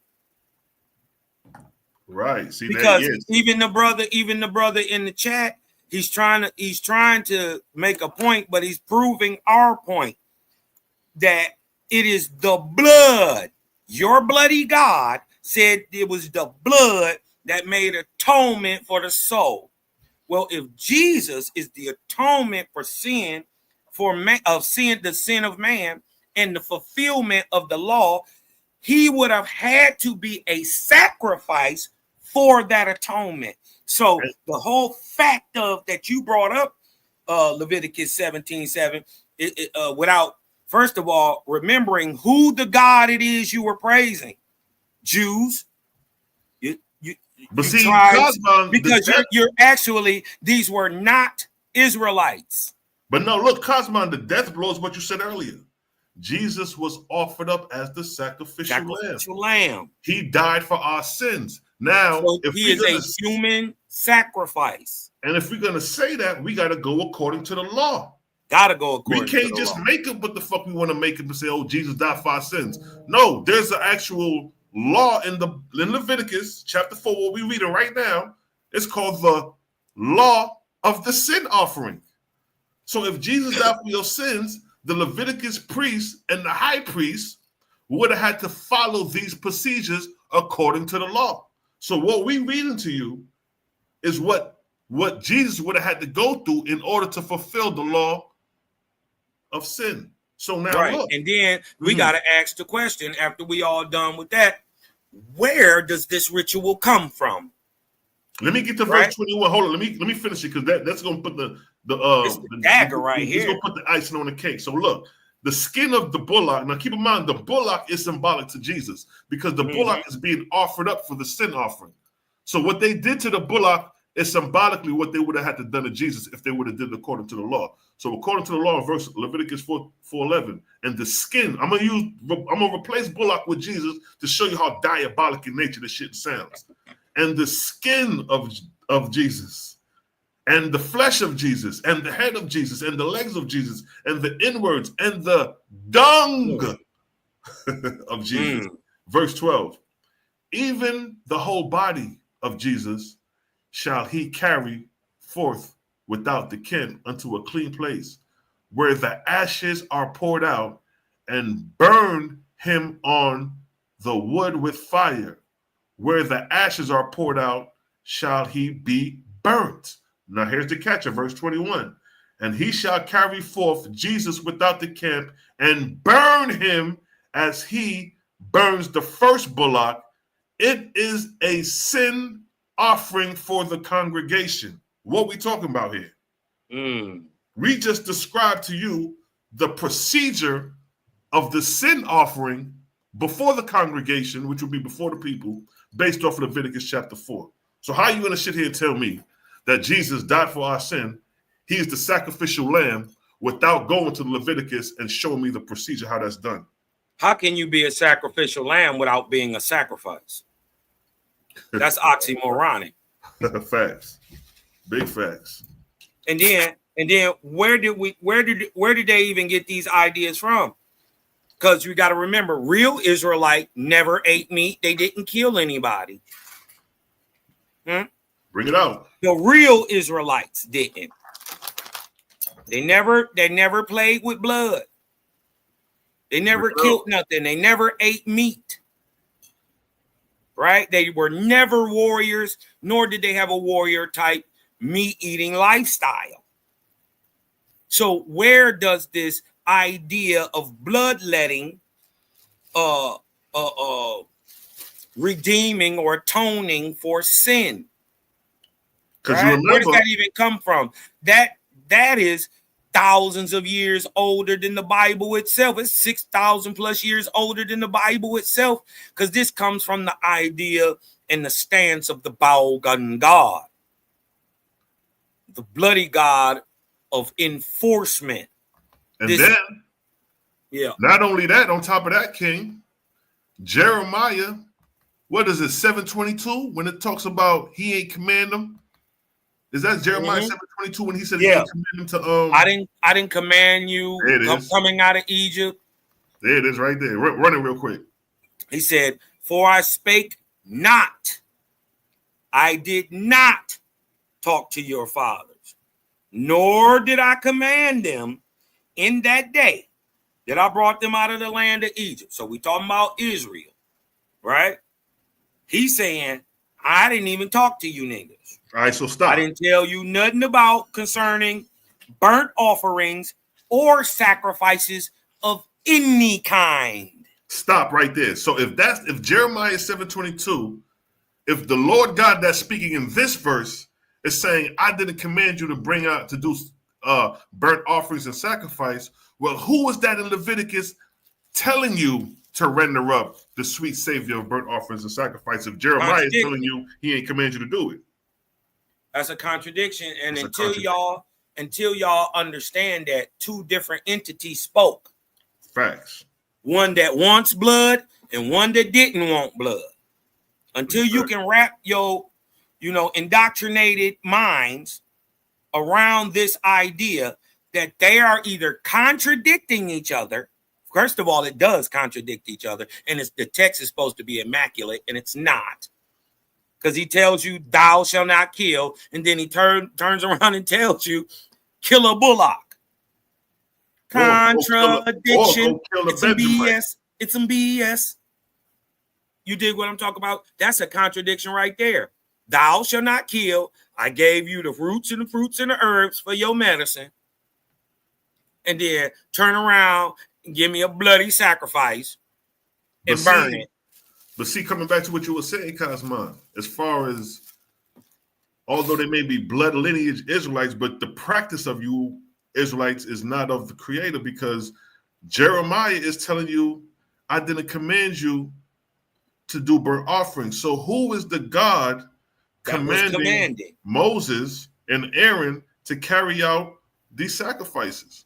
Now, coming back to what you were saying, Cosmon, the God, who was the God that told him to do that? God, that's his name. God, El. You dig what I'm talking about? And just in his aspects with his minions, the Elohim. That God right there. That's him right there. There you go, right there. With there he is. There he is with the Osirian headdress. Looking like, why is this black God, quote unquote black God, look like an Asian? He look Asiatic. He do look Asiatic. Cause him mama named him Chilemon. Oh shit. They ain't ready for LB and Osiris. Y'all not ready for the Egyptians writing the whole book of Genesis. Let me answer this. According to the whole book, everything that you ever hear about. As a matter of fact, verse 2 books. What is it? Leviticus or Deuteronomy? What is it? What you talking about? The false scribes. That's Jeremiah 8:8 right here. 8:8, yeah. Right here. Fuck, the false scribes. You dig what I'm talking about? Who wrote the Bible? You dig what I'm talking about? They 100% Egyptians. There you go, right there. You talking about in the Bible? How do ye say we are wise, and the law of the Lord is with us? Lo, certainly in vain. In vain he made it. Why?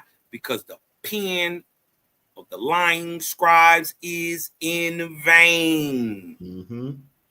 So in your own Bible, it's letting you know that these niggas is lying. Day one.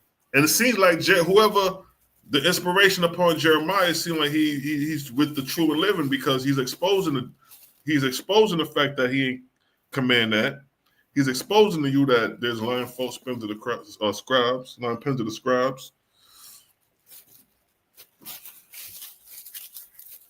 So this is what they got to contend with, yo.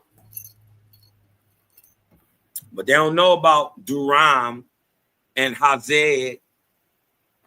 You dig what I'm talking about? They don't know the name. That's an, and that, first of all, let me just hip you this. If you're trying to prove you're an Israelite by using the Bible, you're already false. You already a usurper. You trying to be something you're not, because the Bible is not, I repeat, not about Israelites. As a matter of fact, everything that the people did in the Bible is the opposite of what real Israelites do and did. Hey, there you go, right there. So if you needed a book, laws and commandments to teach you how to be an Israelite, that means you weren't an Israelite before you got it. We called them hangers on, them wannabes, them people who want to be Israelites. They got a law named after the wannabes. It's called the Levitican law. You ask one of these religious goofballs and Bible thumpers what a Levitican is, he's going to start talking about Aaron. Not understanding that the priesthood predates Aaron. He didn't just make it up out of nowhere. Right, facts.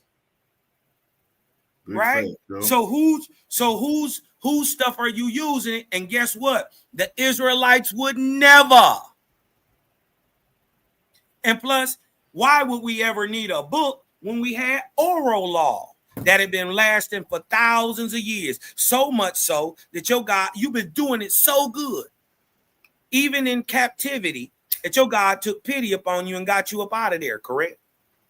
So why would he now then turn around and give you a book on how to teach you how to be you? Right, that's crazy. See, the law is for the lawless, and the lawless are the Leviticans. This is why you're getting law, because you are a barbaric, heathenistic, demonic, godless, people of little learning and no knowledge.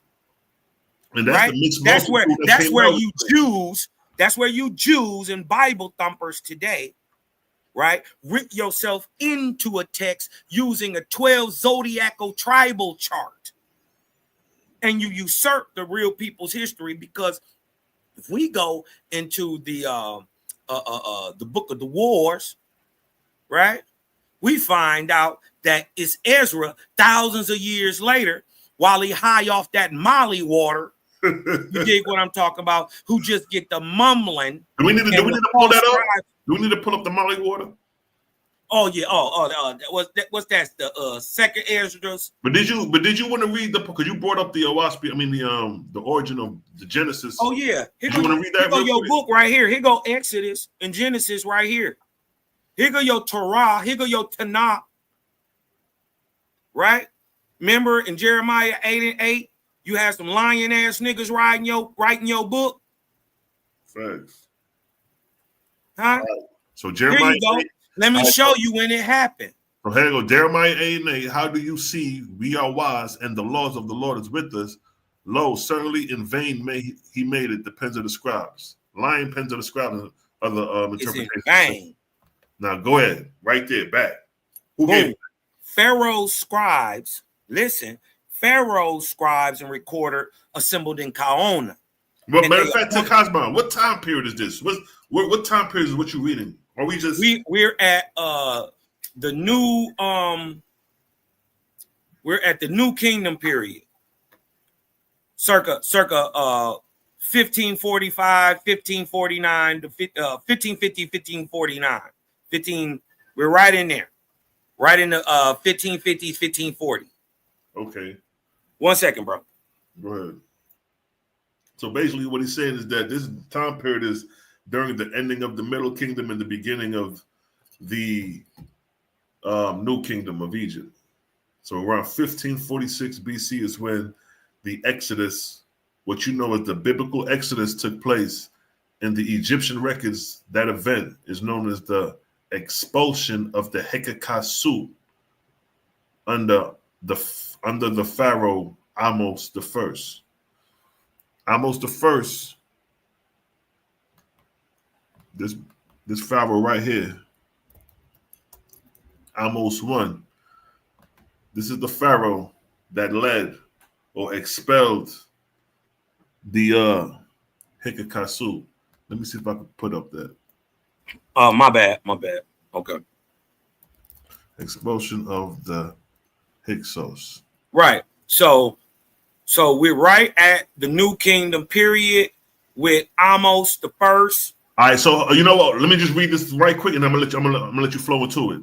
Mm-hmm. So I just showed them a picture right quick here. I just showed them a picture of Amos right here, and then it states right here the expulsion of the Hyksos, which would have been the Exodus, was a pivotal event in ancient Egyptian history, marking the ending of their rule and the beginning of the 18th dynasty. Pharaoh Amos the First. The first ruler of the 18th dynasty is what credited with leading the final expulsion after a protracted struggle. So here in history, it's identifying a pharaoh that is responsible for leading a mass amount of people out of the land. So it's not a myth. It may not line up exactly word for word the biblical or the OAHSPE narrative, but there was an event in history when there was an expulsion of multiple people. And the expulsion of the Hekakasu or the Hyksos was written by and during the time of Amos the First, just like OAHSPE is saying. Now, the funny part is people say, well, Cosmon, in there it says the Pharaoh's name is Nugon. How can you prove that that's Amos? Well, I would show it to you like this. You got that on your screen? You got that on the doc? The whole I got that on my on a doc somewhere. 1 second though. Yeah, you know what? Yeah, you need to revise. Amos means child of the moon or the moon child. That's what Amos means. Nugon, nu meaning moon or moon-like or of the moon, nu, right? Gon meaning man, right? Nugon or child of the moon or man of the moon, and Amos, child of the moon, right? Man of the moon are the same name with the same meaning.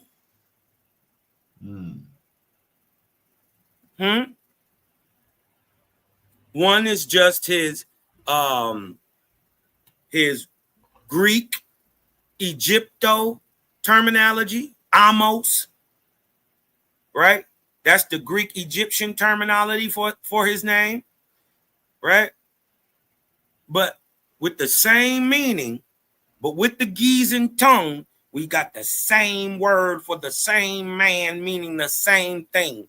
Child of the moon, man of the moon, Nugon, Amos, same name. That's right. And then they doing the same thing. And then OAHSPE is telling you that is during the 18th dynasty, Amos and his recorders, who we gonna read about, and we gonna read their name. They are the ones who wrote the Exodus of the Hebrews, or AKA the Hekakasu, the Hyksos. That's right here. Pharaoh scribe, what Pharaoh? Amos the First. His scribes and recorders assembled in Kaona, and they appointed Phaya, who is an Egyptian, to write the departure of the Israelites out of Egypt. The only story we have in all of Egypt of a mass exodus of an Asiatic people was written during the time of the New Kingdom. Let that sink in. That's not a coincidence. Why? Because that's when it happened. And then we just showed the evidence and proof of it right here. We showed Amos right here. It says his reign marked the beginning of a period of Egyptian strength and prosperity. No, hold on. I'm talking about the Hikakasu. He was known for what? Expelling the There it is, right here. Hyksos. There it is. My bad. I was on the wrong one. So right here. The first ruler of the 18th dynasty is credited with leading the final expulsion after protracted struggle. So who would have wrote that? Who would have documented that? Huh? Almost would have been like, all right, y'all niggas right. What just happened? Right. But go ahead. Let me get back. Huh? And an Egyptian to write the departure of the Israelites out of Egypt, and Phayah wrote the account. This is the scribe of Amos the first, 18th dynasty, New Kingdom period, right? He wrote the account and called it the Exodus of the Hebrews. Now, the actual Exodus of the Hebrews document doesn't name, well, it doesn't name, well, it probably does, but it's chipped off. What's that you talking about? That the record that they're actually talking about, the Exodus of the Hebrews, how they know that this happened historically. It's been found in tablets. Now, see, so the Exodus of the Hebrews will be equivalent of the expulsion of the Hyksos. Right there. There you have it. The expulsion of the Hyksos is written in history. Exactly. Right? During the same time, New Kingdom period with Amos. And exactly, the 18th dynasty. Because the collapse of the Middle Kingdom was the 12th dynasty. So between the 12th and the 18th dynasty is what they call the intermediate period. Or the Hyksos period. But what they ain't understood yet, Selah, is that the Hyksos dynasty of avarice cracking off around 1750-ish BC is running concurrent with the 15th, 16th, and 17th dynasty of Thebes. And not only that, King, those are your strangers. Those were the Hyksos that was rebellious and wilding in the land. And then they don't never put it together. They had already been there 200 some plus years as vassals to the Theban kings who Amenemhat the first overthrew when he overthrew Mentuhotep the fourth. Exactly. That set up the Hyksos dynasty. So now we're going to put the Hyksos rulers real quick. Watch this. Yeah, but they put them so far back, but it's actually during the time of Mentuhotep. That's around 1750. That's when they overthrow, because Mentuhotep is in avarice already. So they overthrow the north. Right, the time period you said right there, you said 16 something. They go to 15th dynasty from 1650 to 1550, which would have been Exodus. So you got your Hyksos dynasty in the north, and then you got your Kushite dynasty kingdom in the south. Right, now dig this. This is what we got to understand. When the Hyksos is basically starting its first, you dig what I'm talking about?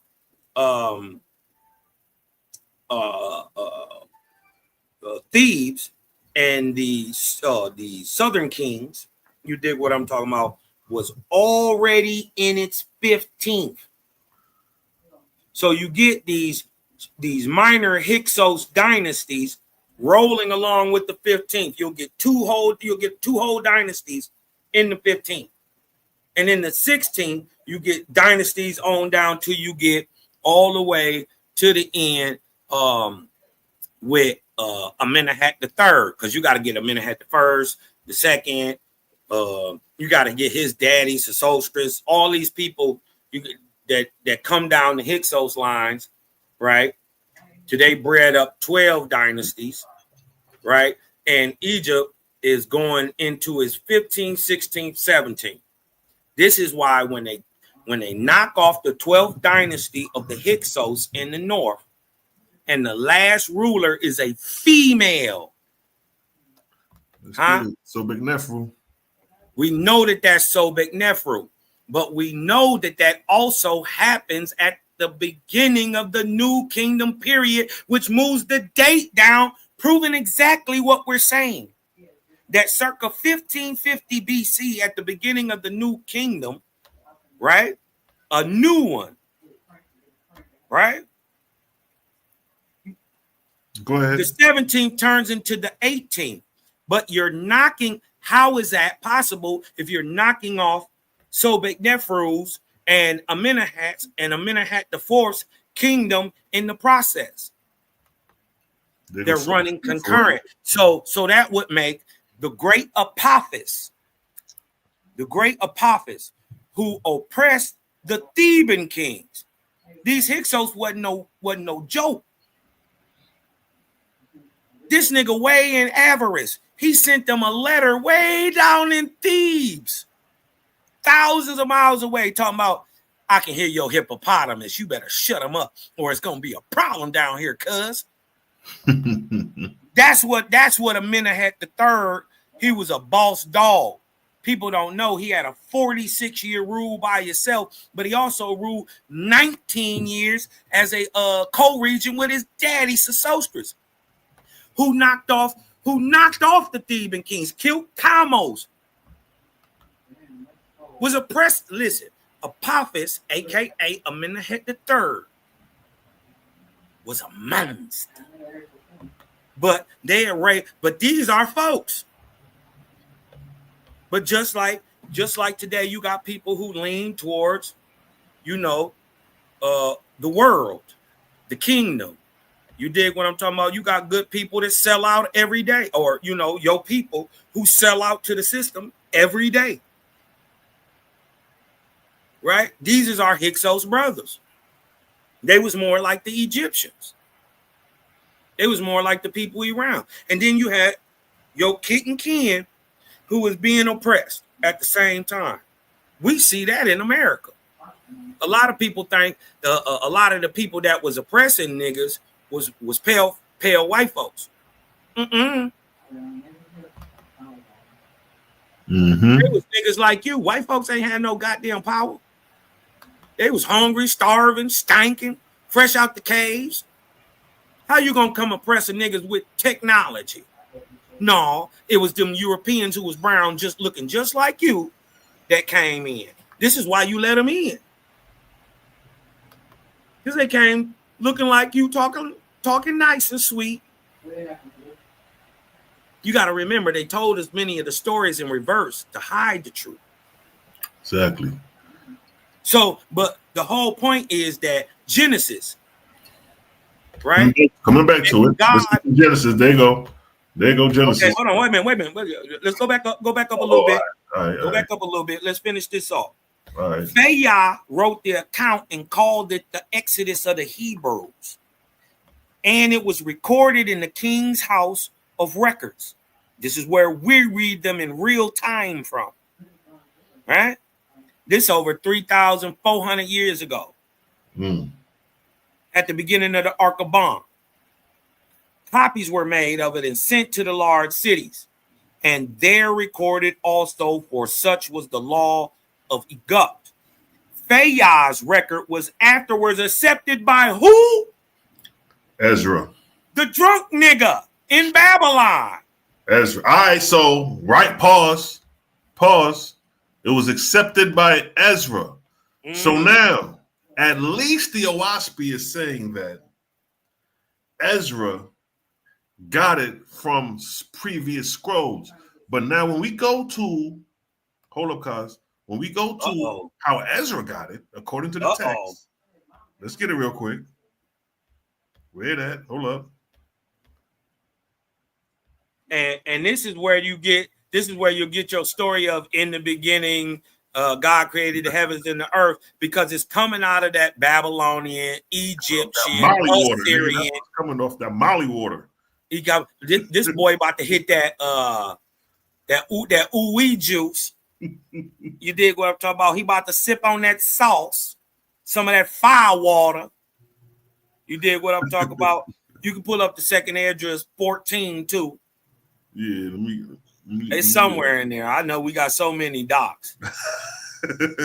Is that, hold on. I know, right? That's the beautiful thing about our position. Depending on the subject matter, we just go through the docs and just accumulate and bang. All right, I think. Hold on. That nigga hit the molly water and ain't shut up for 40 days.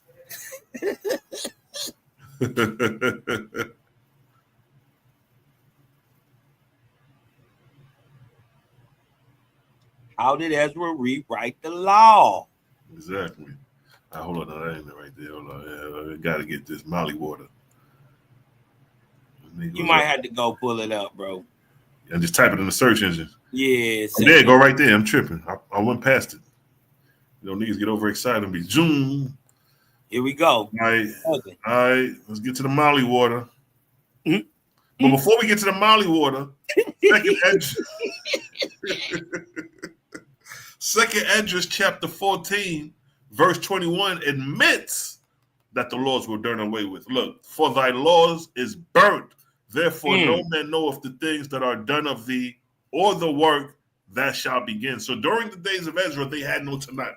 They had no law, statutes, and commandments. They were burnt. Prior to Ezra, exactly. So basically, from the time OAHSPE lets you also know they hadn't had it for over a 400-year interval. So before the Babylonian captivity, or from around the time of 850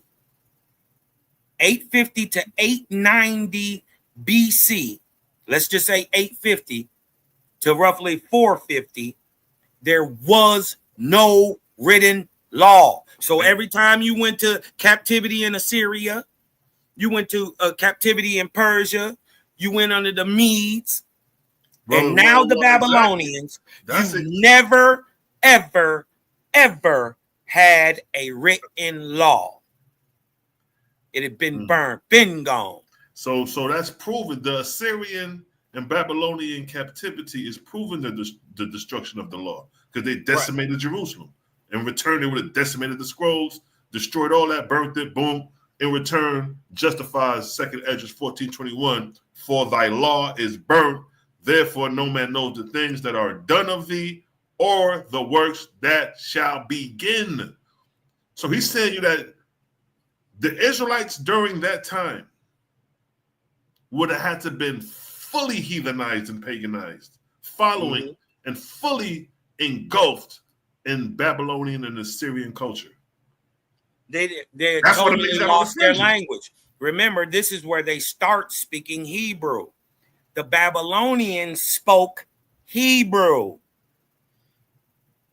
Yep. The Turks, those of what do they call that? Cappadocia, those in Turkey. As a matter of fact, everybody around the Middle East spoke Hebrew except the real Israelites. Let that sink in. So if you're using Hebrew to try to prove that you're an Israelite, wrong. Because we can even prove that down in the first century, the real Israelites were already and had been speaking Aramaic. Even Jebus and his family spoke Aramaic. But guess who did speak Hebrew? Them boys from Anatolia. The Edomites. Now look at this. The Samaritan. Now it's crazy. It's crazy, Cosmo, because check it. You got the Samaritan Pentateuch and you got the Babylonian Talmud. But the crazy thing, the Sumerian is more closer to the Paleo than the Babylonian. Like you said, the Babylonian, they call that the square script. See, this is the Samaritan script. The Samaritan script resembles more of the Paleo. But then when you look at the square script, which is called the Ashar, the Assyrian script, what you were saying, Cosman, this is where your Hebrew originates from. This is the square script known as the what? Ashar script or Assyrian script. Right there. And look what it states, Ken. And it's not the same language. Let alone even though they may at different times borrow script, the language ain't the same. That's like saying just because Spanish and French are Latin based, right? That they're the same language because they use a common script. That's idiotic. Because look, you can sit here and listen to a nigga in French and listen to a nigga speak Spanish, and they aren't intelligible to each other, even though they both have a Latin-based language and a Latin-based script. They can't talk to each other. That would have been the same thing with Aramaic and also Hebrew. This is why when Jesus is on the cross and he cries out, Elias, Elias, calling to his angelic host, that the people thought on the ground who spoke Hebrew, they thought he cried out to Elias. Elias. They like, who the fuck is he calling out to Elias for? But then through the tricknology and the rewriting of the Greek and the Latin text, they wrote Father, Father, when he actually called out to who he was speaking to. He called out to Elias. You don't think Jesus know his homeboy name? You don't think you know the angel that had been brought him up from? This nigga's an Iesu. That means he can regularly just call and speak and do. And you don't think he knew the person who was raising him up and what his name was? He said, Elias, Elias, why is y'all forsaking me? The problem is y'all niggas don't know who Elias is. And boy, when you put that together, when you figure out who he really cried out to, he knew the Creator couldn't forsake him. So who the fuck did he cry to? Them niggas ain't on that. They ain't on that. They ain't on that. Yeah. Who he cried to? Speaking Aramaic, because in Hebrew it would have sounded like he said Elias. But no, coming back to what you were saying though, with that goddamn Babylonian language though, because look, that Assyrian script is what the Talmud was based off of, and the Talmud is what these Jews use. Now keep in mind, this is coming from Assyria. So this is heavily Babylonian influence. In return, Ezra and Persian influence. Big facts. Ezra, straight out of Mesopotamia. Right, because shit, actually these niggas is Persian. The Syrians right. are Yeah, you did. Yo, you niggas got Persians giving you back your shit. Bastardized. Because look what it says. The Assyrian writing is the traditional Hebrew language name of the Hebrew alphabet used to write both Hebrew and Jewish Babylonian Aramaic. It is often referred to as the square script. The names Assyrian or square script are used to distinguish it from the Paleo-Hebrew. So why would you want to distinguish? Why don't keep the Paleo-Hebrew? Why change the shit? So coming back what you were saying, these niggas bastardized right the Paleo-Hebrew, giving you this Assyrian script. But when you come to the Samaritan script, it resembles more of the Paleo. Look what it says about the Samaritan script. And guess who wrote in that language? Right here. The Edomites, your Babylonians, your Persians, your Medes, your listen, everybody was writing in the Samaritan script except the real Israelites. Now look at this. Manuscripts of the Samaritan Pentateuch are written in different scripts than one used in the Masoretic Pentateuch. That's what we just showed, the square script used by the Jews, which is the Assyrian Babylonians. The Samaritan text is written with the Samaritan alphabet derived from the Paleo-Hebrew. So here you have the Samaritan that is more closer to the authentic Paleo-Hebrew, while at the same time the Assyrian script is distinguished from the Paleo-Hebrew. Why they can't show me one of these quote-unquote Jews during the 1st century writing in this Hebrew text? Not only that, nigga, look who's holding the Pentateuch right here. Mm-hmm. There he is. There you go. Look at that, and look at this. Look at the scroll. You see the Paleo on there. Yep. You see the Samaritan. That's not block script. But look at the face. Mm. That ain't no Bantu Negro from the Congo. So ain't. Oh shit. Yeah, that ain't no Asiatic black Shemite.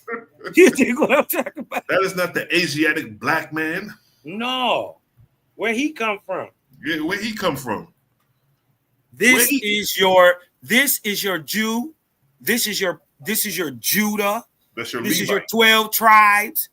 This is how they write themselves into your history. The Jews have always been white folks. They followed you out of Egypt. They are called Leviticans. This is why they need laws to be like you. So remember when you was doing all the baby killing and all that stuff, and it never set right with you why your ancestor would sit down and sacrifice their babies? Because they didn't. It's these people who have usurped your history, taught you a God and a Lord, when Abraham never taught God and Lord. Moses never talked God and Lord. None of the prophets, Yeshua, none of them was ever talking about God and Lord. They was all talking about the Creator, and this is why they were oppressed and killed. Because they weren't talking God. They wouldn't praise the gods of the kings and of the people. This is why they were oppressed. This is why it was ingenious for Moses to tell them niggas, well, the nigga we praise, we can't really say his name. What you call him? Oh, okay, we whatever then. You dig what I'm talking about? So it kept the Creator separate from the God, because he was never talking about it. Facts. Big facts. And all this Coeen, Coetha, all that shit, 100% Egyptian. Even the word Coeen itself, priest, you got to remember, the real Israelites never had priests. Ever. What would you need a priest for to enter the Holy of the Holies if you're born an Israelite? This is why the ancient Paleo, so-called Hebrew tongue, or the Ebba, that never had a word for priest in it. The word Kohen is a 100% loan word from the Egyptian. It means priest. Why? Because the real Israelites never had one, so they never had a word for it. This is why you don't see it to the Kohen, and this is why they keep trying to tie themselves. It goes back to the Levitical priesthood of Aaron and all that. Why? Because that's the beginning of the lie.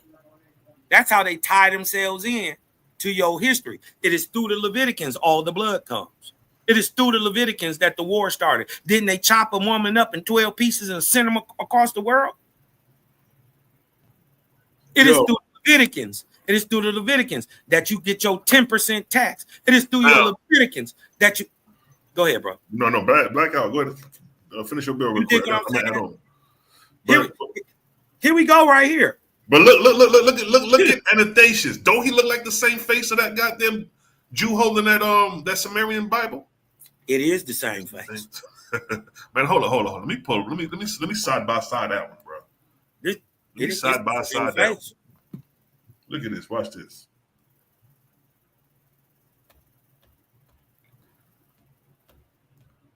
What are we looking at right here, cuz? Hold on. Uh-oh. No. I got stuck while I was scrolling. Nigga said, uh-oh. Now look at this. This is the Samaritan Jew. Now look at this guy. Look at Anastasius. Mm. Look at Anastasius and look at this guy. What are we talking about, Cosmon? We ain't talking about nothing. They ain't talking about nothing. Look at Frumentius. He's a young version of Anastasius. Mm. Now, keep in mind, these two people who you see right here is the reason why you have the Ethiopian Bible. Facts. These are the forerunners of Ethiopia having the Ethiopian Bible. Yep. Look what it Where says. Frumentius from? Hold on. Oh, okay. Where Anastasius and Frumentius from? Read that. He was a Greek. Which and who are the Greeks? The Macedonians. Yep. Greeks are Macedonians. Frumentius was a Phoenician Christian missionary, the first bishop of Axum who brought Christianity to the kingdom of Axum. It's so remember when Muhammad goes to Axum and is saved by the Christian kings. Mm-hmm. That just starts right here with Frumentius. Mm-hmm. Anytime they talk about the Ethiopian Bible, the Ethiopian Bible wouldn't exist if it wasn't for Anastasius commissioned Frumentius to go in them regions. Right. And send Frumentius, another Greek, another white boy, to give you your Bible. Exactly. This is why, and they converted the Greek into Coptic Ethiopia, which is the mix of the Greek and the Geese. They call it. And look, matter of fact, look, it tells you how that came about. Watch this. Wow, since you want to jump the gun, watch this. Look what it said. Read that right here. I'm gonna highlight it. Read that. What that say? It said Ethiopian traditions credit him, Frumentius, That's with right. the first Geese translation of the New Testament. What are we talking about here? Huh? You niggas wouldn't have a New Testament in Ge'ez if it wasn't for Frumentius doing the translation. So your Ethiopian Bible is from Rome. Wow. Throw it out the window. So we got the Ethiopian Bible being quoted out of Rome. We got the Sumerian script, the Assyrian script coming out of Babylonia. We've seen how they look. Hey, and it's older than the Hebrew script. That's crazy. It's older. Yeah, facts. So what we talking about here? And look at this. Look at this right here, King. Look. It says in 347, Anastasius ordained Frumentius bishop and commissioned him to initiate the cultural adaptation of Greek Christianity's biblical liturgical texts to Ethiopic symbols and language. What are we talking about? Dagger. That is called blow. Coptic, gentlemen. This is how you get your Coptic Bible. It don't come from Ethiopia. It don't even come from Africa. It was brought to Africa by the Greeks, and they And look, and this is the key right here. This highlight is the death blow. They initiated cultural adaptations of Greek Christianity, biological, liturgical texts to Ethiopic symbols and languages. That's a death blow. So that means that ain't none of that shit ancient in the text. These niggas copied the symbols and language. And look, the next one, the link between the Egyptian Coptic and the Ethiopian churches having thus been established. Frumentius returned. Look at what it says. To Ethiopia from Egypt to set up his episcopal see and erect churches. Now look at that. An episcopal seat is bishop seat of authority. This is the Catholic. They got this from the Catholics. They got this from Rome. They got this from Rome. What you're seeing right here is a Roman influence structure. Mm-hmm. So your whole Ethiopian Bible, Christianity, Frumentius brought that through. Yeah, because they always try to say, "Oh, it's blackity black." It's from Africa. This shit whitey white now. It's whitey white. They don't like that. You dig what I'm talking about? They hate that part. Exactly. Big facts. But wait till they figure out that they God white. Luamanga white man. You see that, Raz? Yeah, your Christ. And The they nigga that's coming back go on that right horse. there. They go Louis Yeah, right that's there. Luamang. He looked like Jesus. He looked like Like Jesus, Serapis, what's the other? Mithras, what's the Apollo? Apollo. Zeus? No, Zeus. Right? I mean, shit. He even looked like Apollonius. Apollonius, and what's the another nigga? The 14th century nigga. Whatchamacallit, brother? Caesar Borgia. Caesar Borgia. All y'all niggas got the same face, yo. All of them. Long face ass. How do they, what I don't understand is how do they get the face of Serapis out of Osiris, nigga? How did that happen? Serapis don't look nothing like his father. Right. Right. So you got a bull who had sex with a man and you spit out a white boy. A nigga have sex with a bull. Now look, this is Serapis right here. This is Serapis. This nigga's supposed to be a depiction of this guy right here. That's Christ. But keep in mind, his daddy is Osiris. Exactly. So here's his daddy right here. This look how Osiris look. How did you go from this green nigga to this? Dang. How do you got horns? Yeah, you remember we just read about the horns in Leviticus. Mm-hmm. They dipped the horns in blood. But how did you get this face from this? He is not the father. Osiris, you are not the father. That's crazy, yo. And they got what's the little statue of the golden picture of Osiris? They really don't look like each other. Go up a little bit. It's like a little statue. Hold up. It's like a little statue of him, like a little golden statue. There you go. There you go, right there. To the left. You talking about this one right here? Yeah.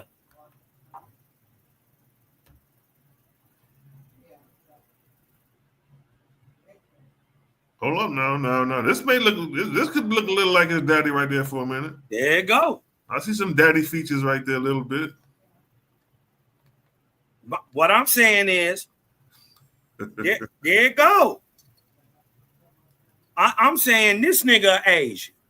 I'm gonna just put it out there. That's an Asian white boy. His name is Osiris. His mama named him Chilemon. This is why he look like he Asian. This is why when you have sex with a bull, which he supposedly did with Apis, a male. Apis is a male. Remember, bulls are men bovines or male bovines. A cow is a female bovine. So he had sex with Apis the bull, a man, and produced a white boy. Here we go. You make it make sense. There go God sitting on his throne. Right? There go gods. Look at L. Look at L. Look at the headpiece of L. Come on. Look at the headpiece of Osiris. Uh-oh, them daddy. I keep telling you, L is Osiris. This is why he wrote your book of Genesis. The God in the book of Genesis is Osiris. He is the very first God to ever call the first man Adam. No other God before him had used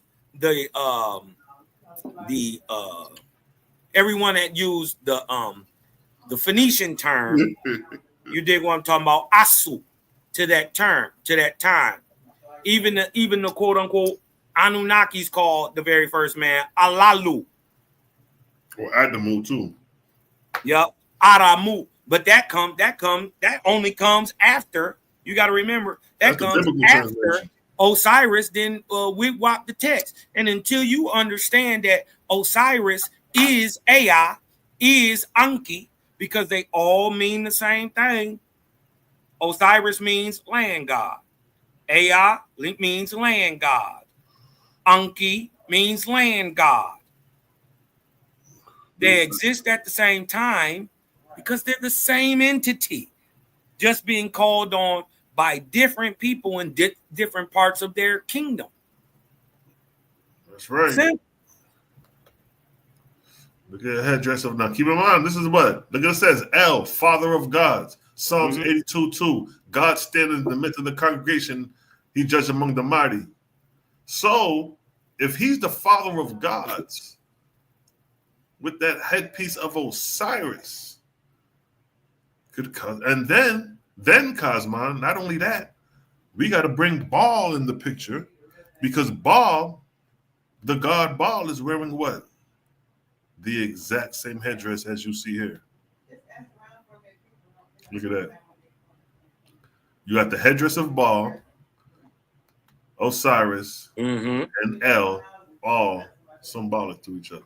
Shows now, you until you understand, until you understand that this is a story that you're watching from three different points of view. El at this time is Anu Hasaj.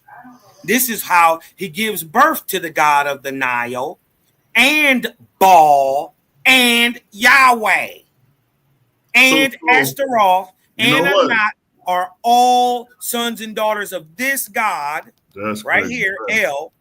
Who, you know what? That's a good point. Who at a previous time is the god Anu. Right. There was a time from roughly 3700 to 2300. Didn't matter who you called on. Didn't matter at all who you called on. You was only talking about one angel. Didn't matter if you called him Apollo, El, right. Even if you was literally calling out to Osiris, it didn't matter, because the prayer was going. Osiris at the time worked for El. As a matter of fact, under the title that Osiris is holding at this time, he is called Yam. He's the god of the Nile, or aka Yam Soph, the god of the sea and the Nile. We know that that's Osiris. Huh?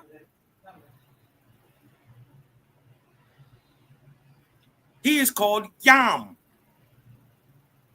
How is Yahweh and Baal brothers?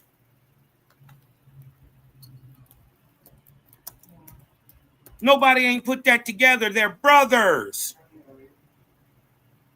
Yet they warn in your Bible.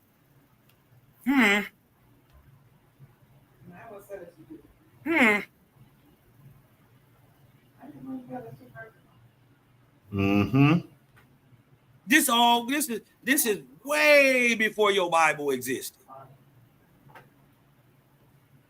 Thousands of years before your Bible existed. El, as Anu,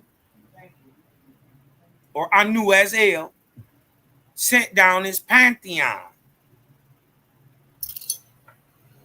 Right? Made the name Lord and God worshipful on the earth. All right, now, Kaz, not to cut. Now, look. See, this is what we do. We go to the text. Now, read this for me real quick, King. This is Utterance 2:13. And stop right here. Go ahead. Read what's highlighted. Ho, Unis, you have not gone away dead. You have gone away alive. Sit on Osiris's chair. Stop. Where do we see Osiris right here? Sitting on his square, sitting on his throne, sitting on a square. The same way you see El sitting on a square, sitting on his throne. So, according to the text, Osiris is sitting on the throne. He's not an aspect of nature. Aspects of nature don't sit on chairs. Facts. Vegetation don't sit on chairs. Right. They don't hold batons. They don't have arms. Now look at that. With your batons in your arms and Hold govern. on. With your baton in your arm. Is Osiris sitting there with a baton in his arm? There it is, right there. There it is. So what part of vegetation hold batons? What aspect of nature of Osiris being vegetation holding a baton? What's the relevance of that? What's the relevance Selah, of Osiris you being don't vegetation? understand, brother. You don't understand what's going on, brother. See, the baton is a representation of the two lanes and the equilibrium of the duality of the plastic God. See, the God is plastic, and the sun rays at night, and the moon come out in the day. See that? Y'all think I'm joking, but people have actually said that to us in debates. Shout out Asar M. Ka, who said his God was plastic and that the sun came out at night. You make it make sense. See, this is what they don't want to read is the utterances. This is what we was challenging you on. Right. When we said battle of the holy books, bring your text. We wanted to hear utterance 1 from goddamn to 337. We want to hear this. This is what we want to hear. Make this make sense. Yeah, that don't sound like no subjective power or nature. It at best is anthropomorphized. Now look at this. Well, really, at the least is anthropomorphized. At best, they really seen what they was talking about and described it. Now look at this, King. They want to talk about. This is why we got to hold these niggas accountable to the text. We should have pulled this shit up and say, yo, nigga, what's this? The text then describes several ways for the Pharaoh to reach the heavens. One of which is by climbing a ladder. In utterance 304, the king says, "Hail, daughter of Anubis, above the hatchets of heaven, Commander Thoth." Remember they was making fun of Thoth? Above the ladder's rail, open Anu's path, let Anu's pass. Now we need the same way we go in a OAHSPE and explain and break shit down objectively, subjectively, or whatever the case may be. These niggas is not doing that with their own literature. Look what it says next. Another way is by ferry. If the boatman refuses to take him, the king has other plans. If you fail to ferry Unis, he will leap and sit on the wing of Thoth. Then he will ferry Unis to that side. What we talking about, Cosmo? What we talking about here? Man. So what we saying is that this is what. Hey, did you also notice if you move that U with that A, it say Anu?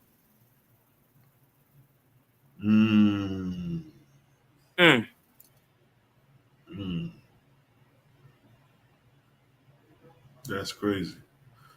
And then you got Thoth.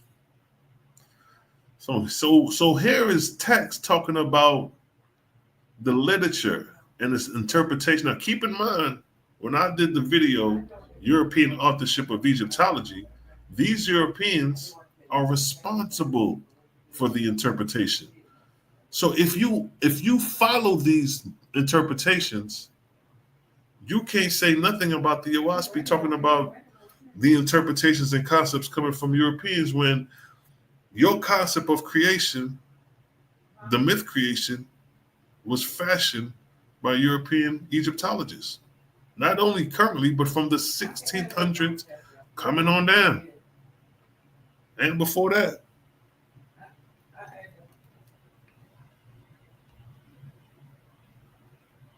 One second, bro. Keep cooking. No, I'm just looking at the text.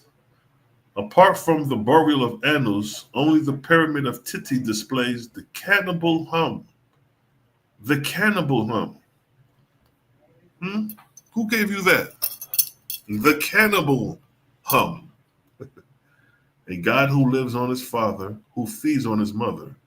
Unis is the bull of heaven, who rages in his heart, who lives on being of every God, who eats their entrails. When they come, their bodies full of magic from the Isis of flame. the Isles of Flame. So this is what you have to contend with if you're going to deal with Battle of the Holy Books, and if you're going to deal with either the science of creation or whatever. This is what you have to contend with, Kemet. You have to bring out these utterances. You have to bring out these hymns and properly interpret them according to science and sources and references, nature. Look at that.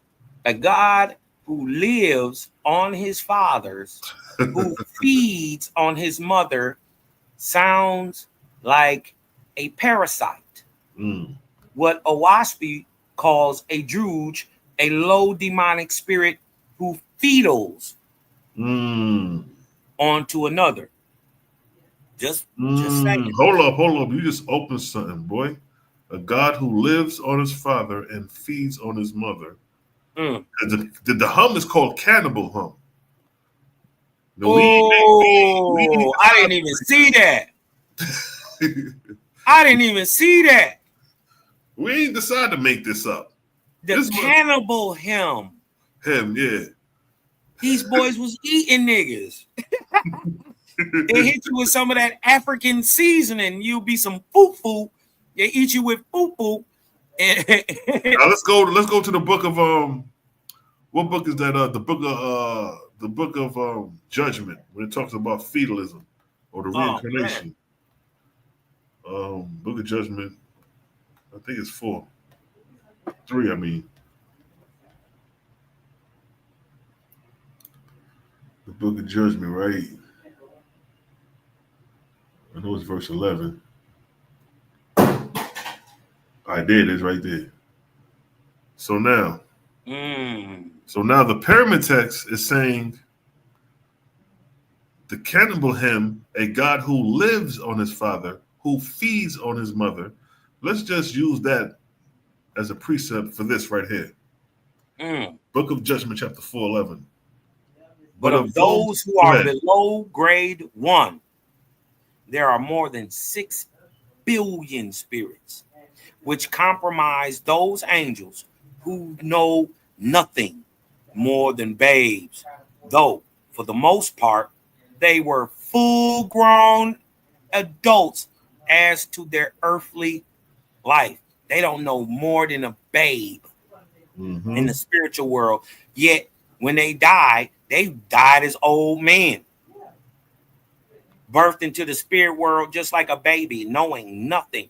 Why? Because they are below the spiritual grades. Some are feedals, some engrafters. Who knew that spirit could feedal onto another and feed off another? Who knew that a spirit could engraft on another spirit? And this is your so-called possession. You ever seen somebody get possessed? You ever seen that? That is called engrafting. But then there's another one where a spirit totally obsesses, objectively controls, and dominates the natural spirit of the body. That is called obsession. And that is many times what the low demonic spirits teach to men as reincarnation. Because an old ass spirit will come and he may have was born in the 200s AD, right? And he is telling you some stuff about Roman shit. Why? Because he was during that time. He can't tell you nothing else. That's but right. when that is, when you see that, and we see that in nature, you dig what I'm talking about? In real objective time, children telling you things they couldn't possibly know. Right. Why? Because the spirit has been engrafted upon. Right? Some are fetals, some engrafters who dwell with one mortal during his lifetime and then engraft themselves on another mortal during his lifetime. Pause right there. All right, so that's what we're dealing with right there. Right here. Some engraft themselves on mortals during his lifetime, and then engraft on another during his lifetime. Now, coming back to the precept here, a God who lives on his fathers, who feeds on his mother. Mm. So we're showing you a spiritually feudalism just by analyzing just those two verses from the cannibal hymn. And then it wouldn't matter if this was physical or spiritual, now that you know it happens in both places. Exactly. So you would still be a cannibal either way. Unas is the bull of heaven. Now, you know, we get the breakdown in OAHSPE that the bull of heaven represents power. This is why the papacy today, with its authority, it is called a what? A bull. When the Catholic Church gives an order, it is in a bull. Why? It is in representation of the bull of heaven, symbolized as power, or what is called anciently the Tau. T-A-U. Tau. When I told you that Tau, man, in that that's what I was talking about. That power, that Tau. You dig what I'm talking about? Ain't the bull called the Taurus? T-A-U. Huh? That's right. So, like Jay-Z, like Nas says, we rock hoes, you rock fellas. Right. You dig what I'm talking about? Y'all got to put that together. Right, that part. Hold on. There we go. Yeah, that's that J.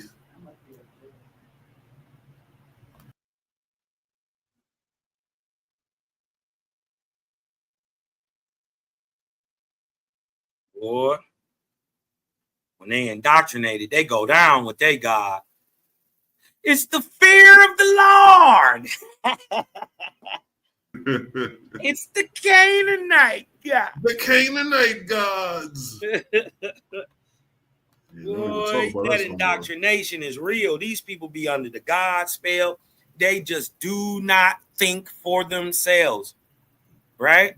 They don't have a rational thought in their mind. They'll see things that contradict each other, and just because they are in fear of their deity, their little musty god that wants to smell barbecue and breathes in the aromatic smell of burning flesh and thinks that's a good smell. You dig what I'm talking about? They can't see, right? Or they make excuses for when their God double talks or contradicts itself because they are caught in the God spell. They really literally believe they have their creator sitting in the sky in on a throne. He musty sitting in the sky, pointing. You dig what I'm talking about? Then he get tired and he fall asleep. wake up the next day. And then he done. Well, guess what? Your God is no longer. If he done with his creation, he is not the creator. Right. If your God ever stops creating for 1 second, guess what? He's not. He's not the creator. The creator says, beyond man's comprehension. I am my own rest and my own power. I don't need nobody. There is no waste in what I do. Everything I do is perfect. That's right. That's right. So if he stopped, if he ceased, if he rested at any time, right? If he rested at any time, if he rested after Jesus died, huh? If he rested at any time, that is objective proof that who you're praising is not the creator. Because the one thing the creator cannot stop doing is creating. The other thing that he can never stop doing is destroying also. It's the same activity. It's the same mechanism. That's right. There is no building without destroying. There is no destroying without building. Huh? He said, it seems like a great duality.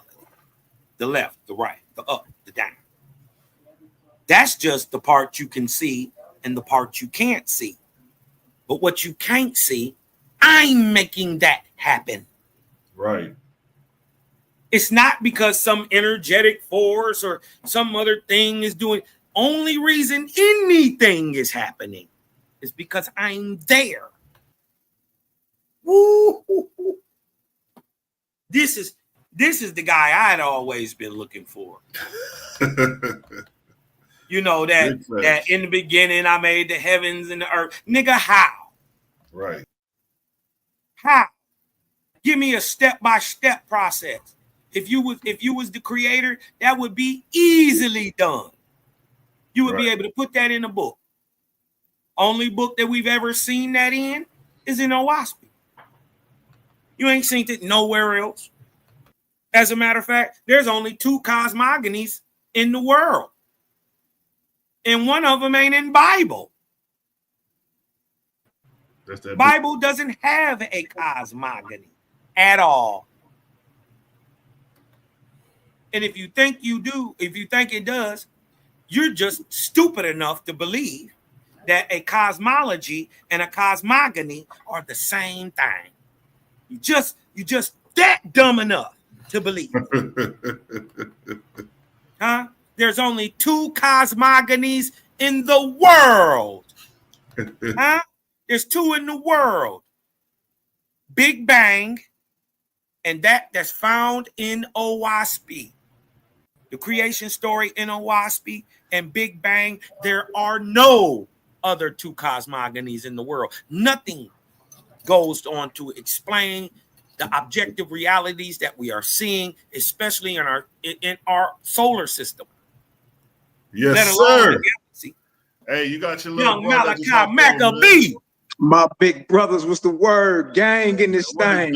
What it do, bro? Man, how y'all doing, man? Hey, look, y'all roasting the gods and the deities. Selah, you were so cold with that science earlier, though, boy. I was like, God damn, he over here cooking. Yeah, like I said, that was part of my presentation for the Kemet debate. Yeah, I told you I had to do the monkey wrench because we know that your boy was gonna come with that white man shit. You know what I mean?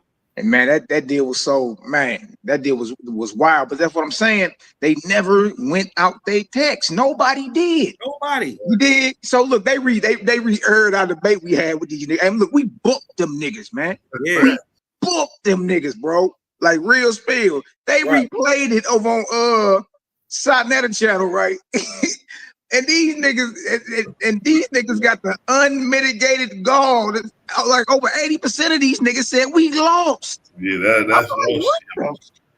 that shit was so biased. Man, them niggas did not come out that text not one time.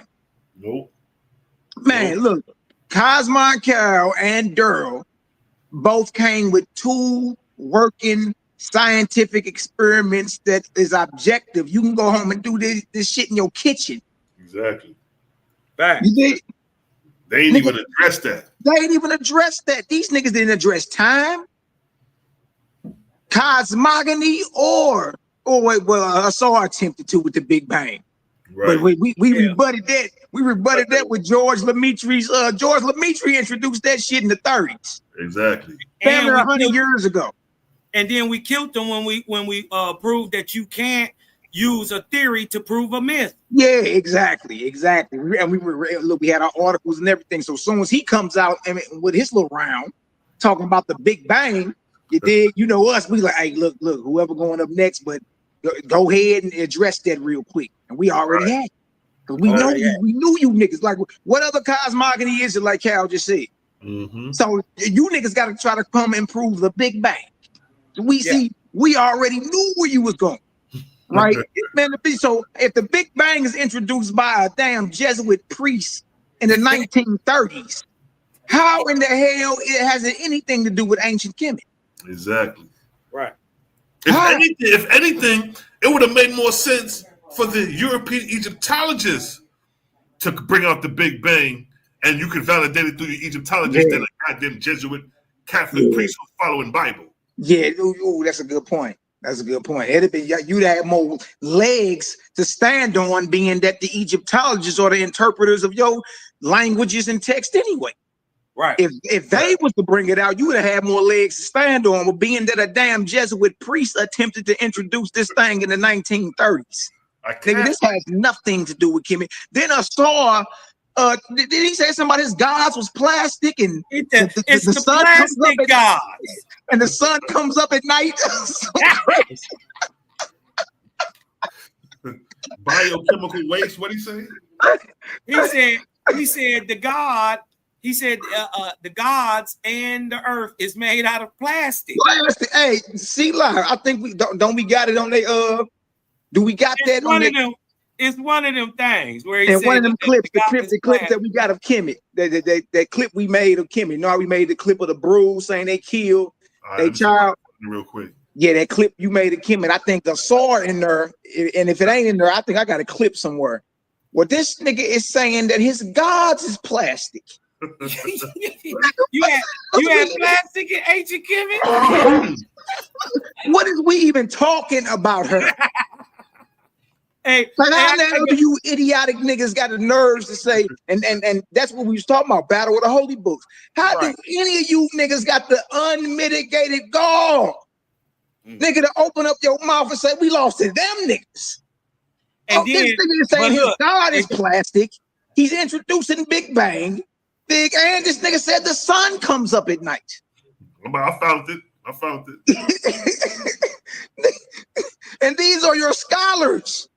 Man, that's what I'm saying. So battle us, man. You got to come out your text. If you ain't coming out your text. Hey, fellas, I gotta go get the old lady. I'm still watching though. Y'all keep cooking. All right, Cal. I'll jump back on in a minute. All right, peace and love to you. Yep. All right, let me share this goddamn. And y'all remember, these are the quote unquote, ooh, these niggas are scholars. Right. This is Jabari Osaze. This is Asar and Ka. And then I don't even know what Nepal monkey ass. What was she doing? Why was you even over there? Well, and then her PowerPoint wasn't working. Bro, how the hell do you niggas say that they beat us? How? Listen to this. Even on topic. They even That's what kills me. They not even on topic. Man, that shit crazy to be out. It's just wild how people really vibrating that low. There's no way you could watch that debate. Go back and watch it. Even our enemies watch it. Right. Remember the topic and see who's coming out of their text versus who just making shit up. Like you finna hear this nigga. And this nigga supposed to be the deepest, one of the deepest commissions out here, man. This nigga. Listen to this. Listen to this. As the biosphere thinks humans into existence. As the biosphere thinks humans into existence. As the biosphere thinks humans into existence. So we recognize the earth and have to take care of it. If it was just a floating mass, we could throw trash where we wanted and do what we wanted to do. If it was just a floating mass, we could throw trash where we wanted and do what we wanted to do. If it was just a floating mass, we could throw trash where we wanted and do what we wanted to do. Pause. Man, what the hell is that? And you niggas think we lost to this nigga. This nigga says that the biosphere thinks humans into existence. Let's pull that back, man. Ain't the biosphere like a layer of the atmosphere or whatever it is? Yeah, the biosphere. I show a picture of the biosphere. Look. Thinks humans into existence. As the biosphere thinks humans. There go the biosphere right here. It's an ecosystem. So how does the biosphere, which is an ecosystem, is atmospheric pressure, thinking humans into existence? I can't take none of you niggas serious. All that shit is a joke to me, bro. The whole conscious community, I can't take none of these niggas serious, bro. I can't.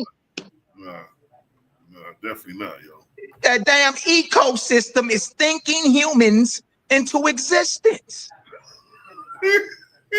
And you gonna bet on this? Hey, this your man's. You got your money on this nigga?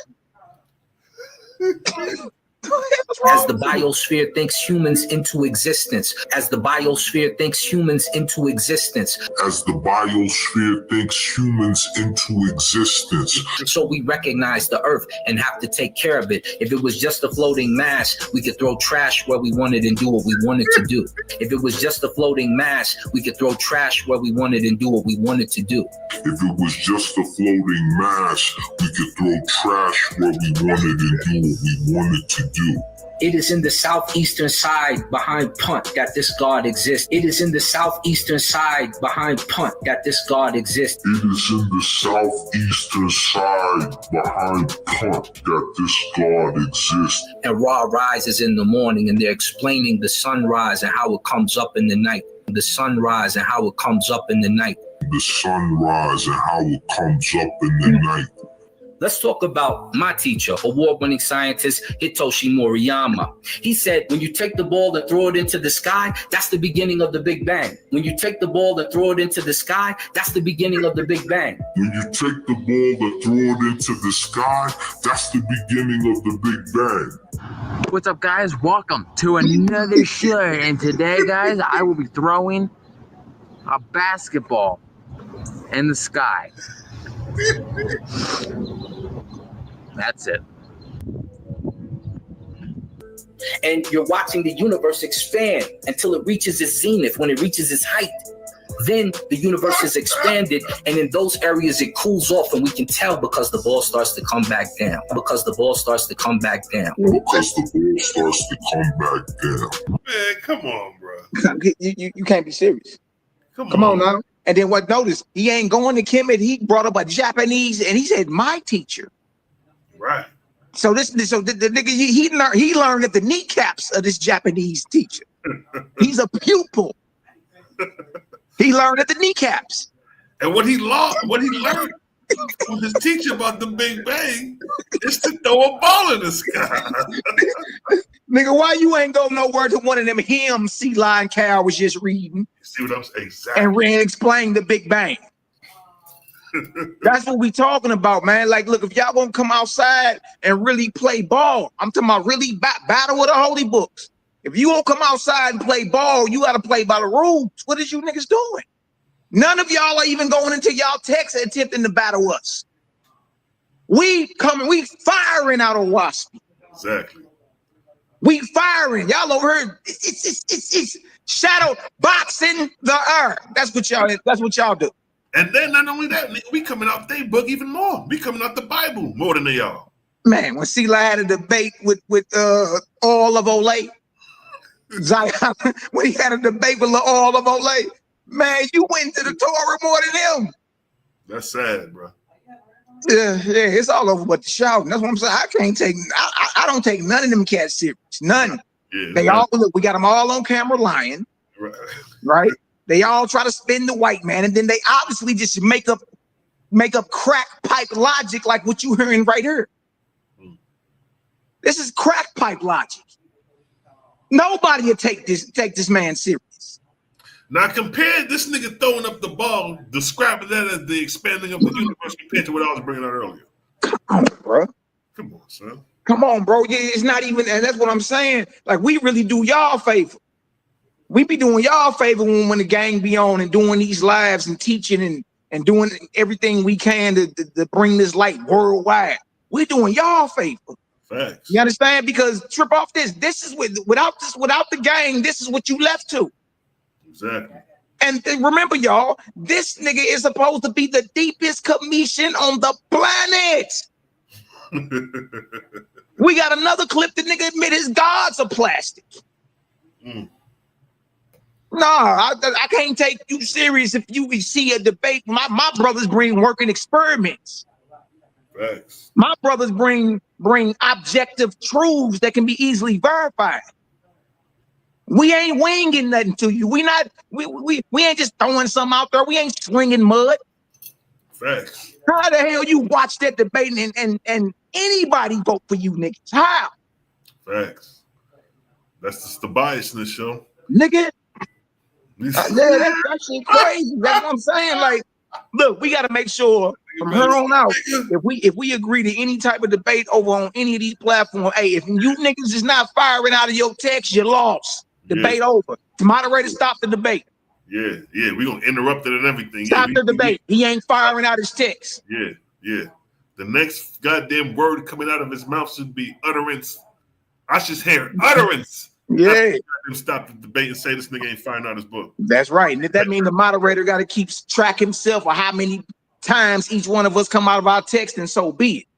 You know what I mean? But this battle with a holy book, this ain't got nothing to do with your feelings. Exactly. Right? You know what I'm saying? That's and it's that because we say it's that.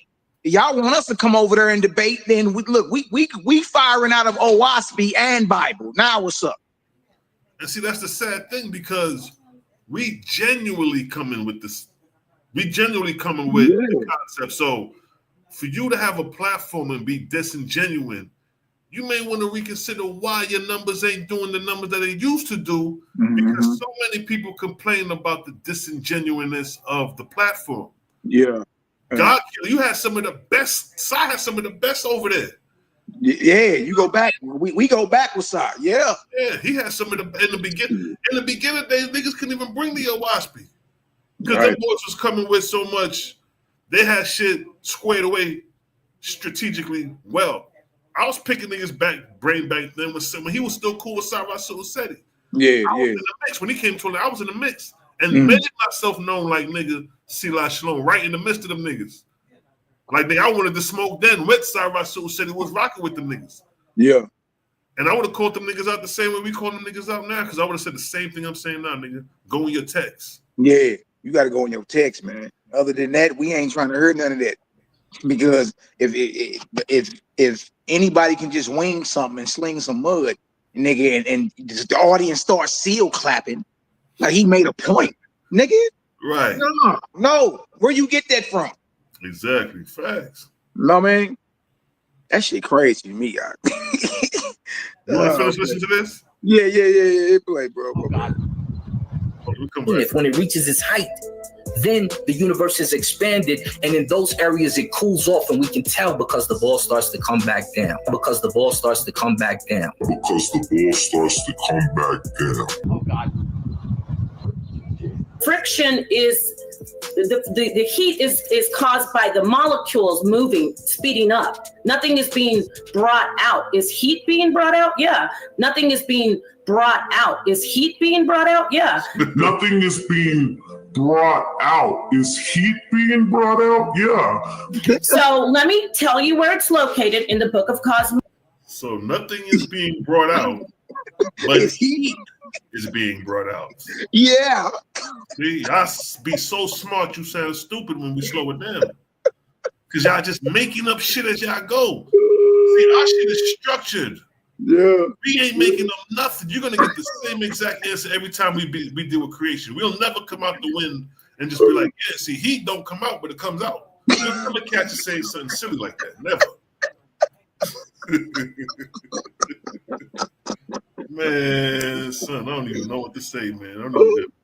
Boy.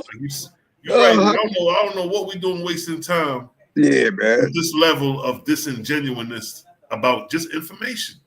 Come on, man. This niggas are so scared to just read from your book that you claim comes from God, or we ain't gonna say come from God, come from a higher source. Yeah. The Kemetic literature is supposed to be the permanent text, all that's supposed to be coming from higher sources. Right. We just read in the hums, niggas talking about gods in the hums. So higher source. Bible coming from a higher source. So what's the problem with you niggas putting your information that's supposed to be on the higher source and read from what the literature say?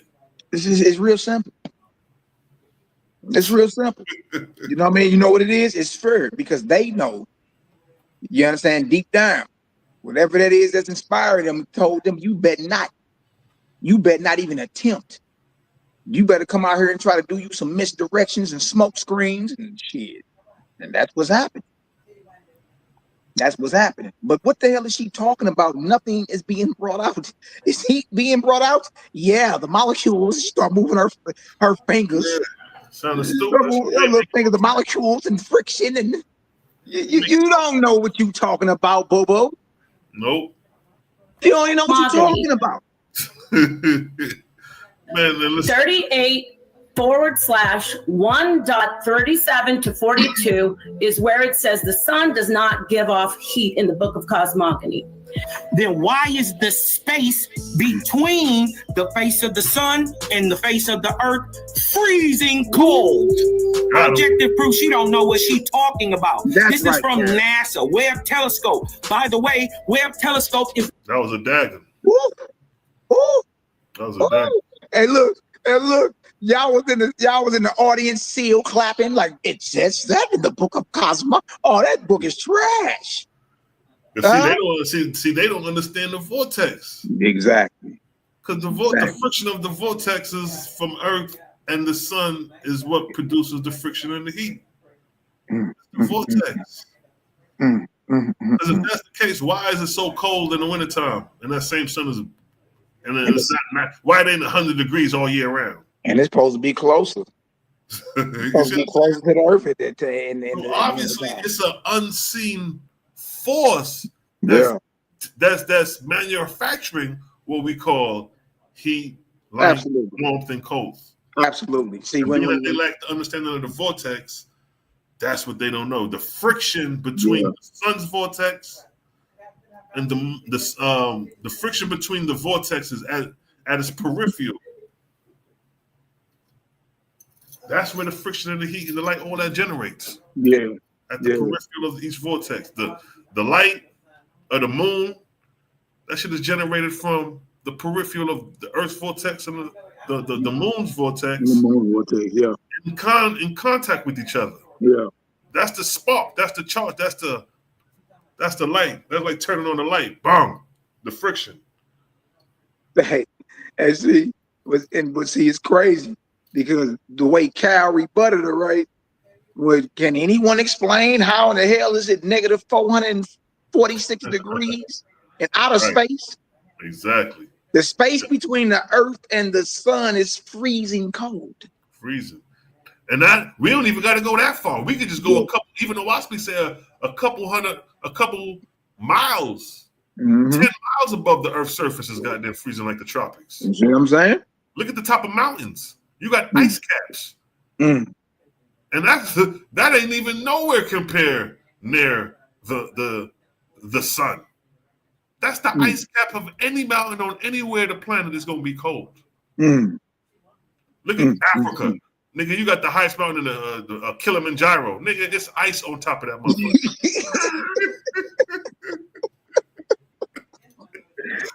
Nigga, it is snow up there, nigga. The white man came straight running down from Kilimanjaro, nigga. Hot, them cold ass climates of the mountains. Right in the heart of Africa, nigga.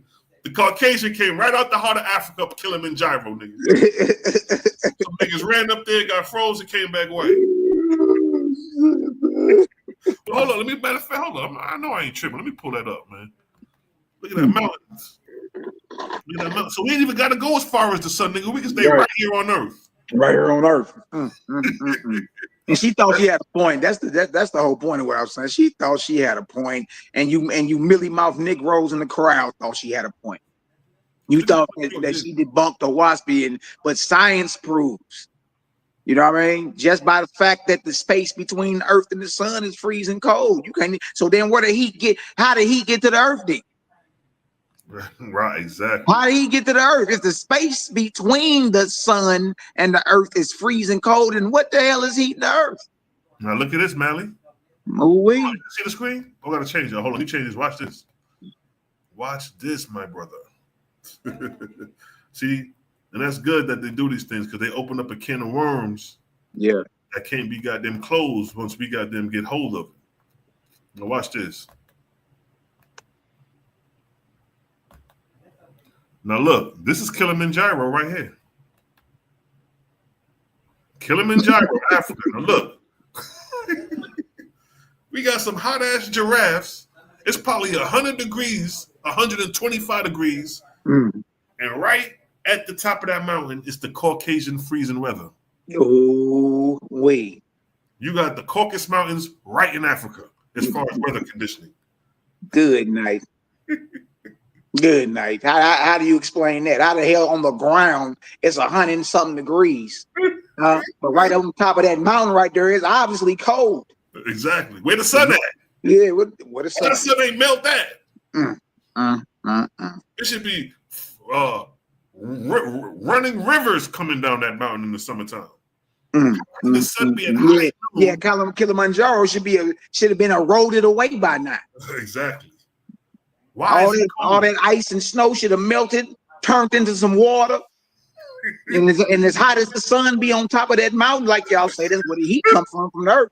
That mountain should be a hill by now. That mountain should be scorched. That shit should be looking like Mount Sinai right now. Yeah. That deal should be scorched. Man, that's crazy, bro. So that goes to show you the higher the altitude of the mountain, regardless of where it's at on the planet, you're gonna see freezing weather. And that's so come on. Hey, come on, what's really going on here? And so how can and even the OAHSPE says the vortex heats the earth itself, and at night the vortex is released from the earth. So the earth produces heat, the ground produces heat, the atmosphere where the friction of the vortex is in contact produces heat. And that'll be way out. That'll be beyond the moon. That'll be wild at it. That'll be where light is generated. Yeah. Without warmth and just goddamn light. But nonetheless though, this shit right here just kills the whole argument that it does. It does. And then and for y'all that's listening that don't know like what the hell, like what y'all be reading, man, get you in OAHSPE. Get you in an OAHSPE, and you can specifically find this type of information in the book of OAHSPE called Cosmogony and Prophecy. Exactly. I think it's like 10 chapters. I'm talking about mind blowing. Real quick. Hold on, go ahead. And modern science back it up. Modern findings in the scientific fields is backing up what's up in there. You know what I mean? So yeah, go check that out. It's very, very informative. You dig?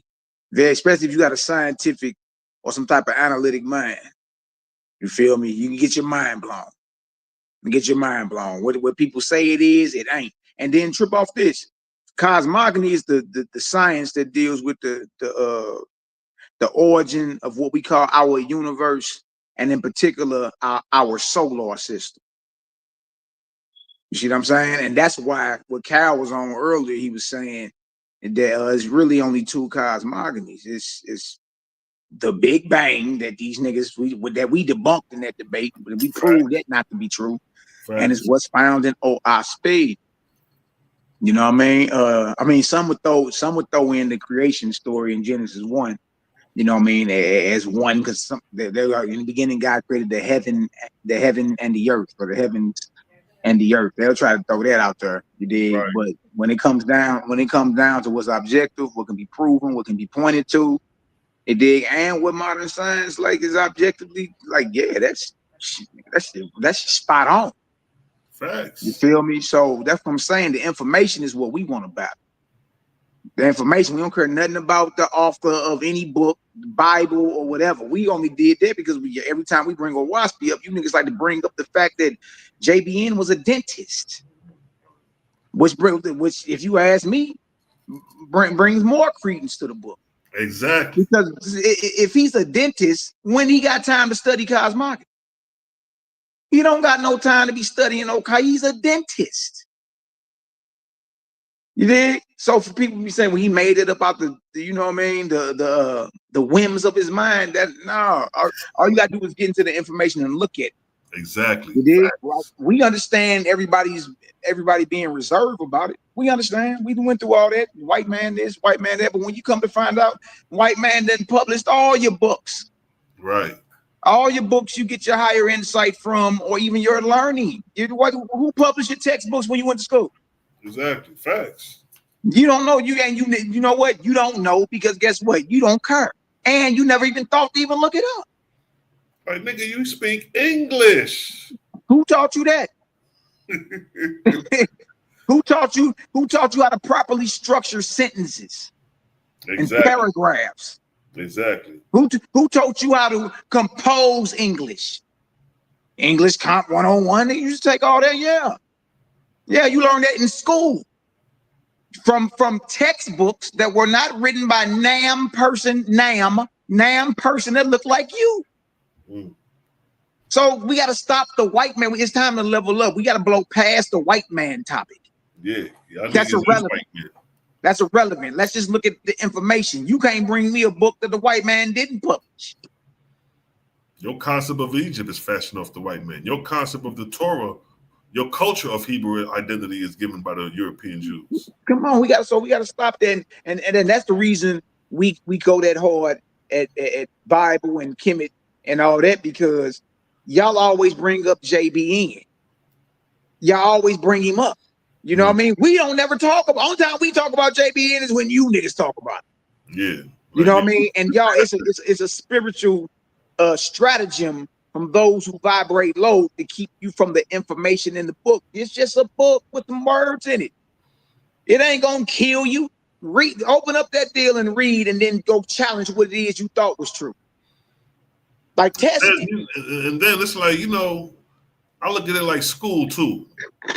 In class, in school, with the other students, you had some motherfuckers who got the subject when the teacher gave the assignment. Yeah. You have some niggas when the teacher gave the assignment and it was time to do the work, you had some niggas like this doing the work. You had other niggas scratching.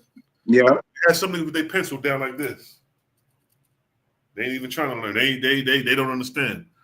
So we got to remember the mindset of some of these people. They can't comprehend what we say. Yeah. They can't get past the Lord's first book.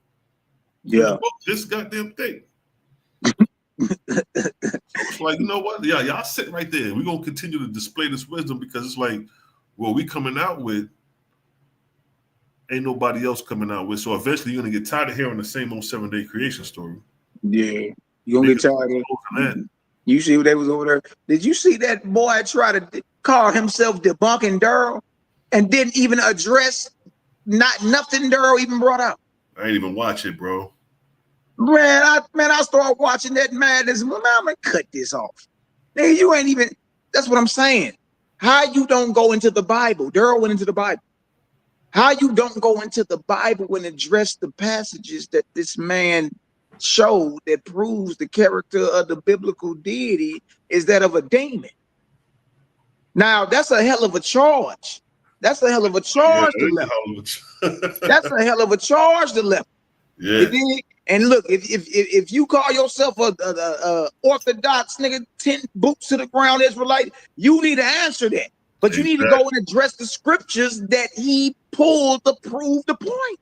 Yeah, we need some precepts to rebuttal that, if that's the case. How you niggas even dealing with us and y'all not even like, you're not even going into your book. Exactly. Right? You don't go say, okay, Daryl went over here where it says God's name is jealous, for his name is jealous, so God is a jealous God. It says it right in there. I, the Lord your God, am a jealous God. My name is jealous. So what you need to do is go right back to that same verse, Exodus 34. You need to go right back there and do whatever you need to do, exegete and what parse and whatever, look up definite, whatever the hell you need to do to explain that though it says that the God is jealous, it don't really mean that. And this is why. Right. It means he's not jealous. He's secure. He's not insecure. Right. You need something. He's secure. He's not. The jealousy is from a spot where you feeling insecure. Right. You see what I'm saying? Exactly. And that's what you're saying. The deity's insecure.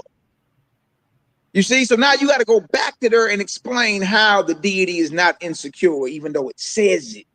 And that's why I say, Selah, in order to debunk what Daryl brought out, them niggas gonna have to rewrite the Bible. You can't debunk it. So you got to deal with it. You just got to deal with it. That's all you can do. You feel me? Until then, what Daryl brought to the table stands. It stands. Nobody has rebutted this man in 3 years. It stands. You know what I mean? Big fact. Exactly. Until they come rewriting Bible, they got as a goddamn demon. Just like they don't get a shirt. They got as a goddamn demon. That nigga, that's what it's look, that's what Bible is saying. You dig? And then trip off this and then they had a debate the other day too with your Nepal, the open demon and Ryan. Oh, Nepal, Ryan. Yeah, Ryan, they had a debate about bro. They had a debate about is Jesus the only blood human sacrifice that God accepts? I say, are they agreeing with us now? Like, what? Right. Okay, right. So how you pulling out our pointers now? Yeah, okay. Now and then, but listen to me, bro. Nepal got obsessed. Mm. She was on there punching her palms. The Most High requires it. Wow. Like, I was like, oh, she about to talk the Holy Ghost in this motherfucker. Talking about blood, bro. Wow. Blood. But look, she proving our point. Mm-hmm. I said, oh, look at that. But that's a fact. That's a fact because how at first you defending the very God that you speaking against in this debate? You was debating us. You was defending the very God that was doing the human sacrifice. Now you're speaking against him. So it shows you that y'all not stable in your foundation. Y'all don't know what y'all following. Y'all don't know what y'all believing. Yeah, true. You're lost. You know what I mean? Shit crazy, man. But yeah, bro, hey, look, another excellent chop session. You know what I mean? Our CGG still cooking, man. We light years ahead, and we don't be saying that to brag. It's the truth, though. Just the truth. It's only facts. And until anybody that debate, battle us or whatever, until niggas is firing out of their book, until we can go verse for verse, until you niggas doing that, you understand? Look, it stands that CGG is light years ahead. Light years, nigga. Light years. You know what I mean? It don't matter as a team or even solo. All of us is a problem around this deal. You know what I mean? And we got sisters. Our sisters get around too. Nigga, we got salute to the goddesses, man. We got sisters that get down. I'm talking about get down with this like real spill. You dig? So if any of you so-called commission or Hebrew or Christian sisters want any smoke, you can get it too. You can get it too. And see, where we gonna beat them at is the long game. Mm-hmm. That's what we gonna beat them in the long, because they're gonna run out. When we box them in, well, Paul said this, and Paul, when we finish all that, and we get to that New Jerusalem, and we box them in there, and we stretch that out and make that the long game, they gonna run out of ammunition. Yada ammo, click. Exactly. Same click, thing with click. When we hit them in the judgment hall of Ma'at, you go through the 42 judges, and you go through Ampu and all them, and you sitting with Osiris. Where? Now let's start the long game. Where we go from there? Click. Out of ammo. You out of gas. Out of gas. So we gonna beat the long game every time. Yeah. Because in the end, you end up boxed in somewhere. Yeah, you don't know where you truly don't know where you're going. Yeah, the New Jerusalem and all that is the Garden of Eden. You're going right back to the beginning. You're going right back in the right box. to the beginning. That right there. It was a box then. It's a box then. It's a box later on. Nigga, it was a box with an open fence. Yeah. Y'all niggas was getting secluded building. Yeah. Hey, look, with a square mile is no bigger than the Midwest. That's crazy. So you're gonna bump into a wall as long as you keep walking. Man, walk long enough, you run into a wall, and this is supposed to be your highest heaven. This is supposed to be this is where you niggas going to see God. Don't forget that Jesus up in there too. Yeah. Jesus and God the Father. Yup, they in there too. And David. David's supposed to be floating around in there somewhere. Yeah, what we talking about? In a space. And then they're gonna be reinstituting in the offerings. Niggas gonna be sitting in the kingdom. Oh my God. Ezekiel talk about the sin offering being reestablished. Yeah, and that the prince is gonna offer the sin offerings or something like that. But the prince is David. You gotta go back a couple chapters. They tell you that the prince is the prince is David. David didn't resurrected. He didn't return somehow. So King David didn't return somehow. You got David, Jesus. You got David, Jesus, and God in the kingdom. So is Jesus God of the Old Testament? Because that's what I heard a lot of white folks say. And if that's the case, David gonna be offering up burnt offerings and sin offerings to Jesus. Or is Jesus the prince that's supposed to be offering up burnt offerings and sacrifices to the God? But if that's the case, what did Jesus die for? He supposed to be the sin offering. And if that's the case, if Jesus is God, how he gonna be sitting on the right hand of himself? See, you boxed in, Jack. Yeah, you're boxed in, Jack. I'm telling you. Ain't no escape, bro. Ain't no escape. Nah, ain't no escape, bro. You boxed in. But I'm about to get up out of here, bro. I'm about to handle some business, do some brainstorming.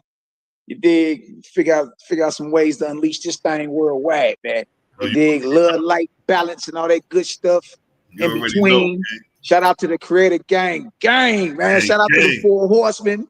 My bros, Selah, Shalom, Cosmon Kruger, you know what I mean? My brother Durrell, Donatello, Robert McCall. You dig? And I'm your little bro Maccabee, you know what I mean? The Michelangelo of the gang, man. Look, all y'all, hey man, look, tap in though. Like we want to look. We don't gotta look for the smoke, we the fire.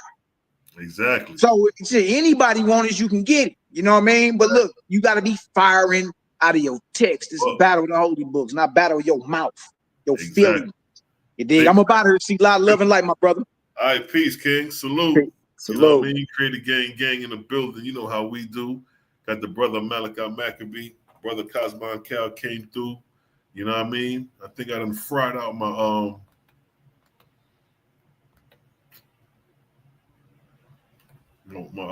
my webcam. So much vortex and energy flowing through that joint.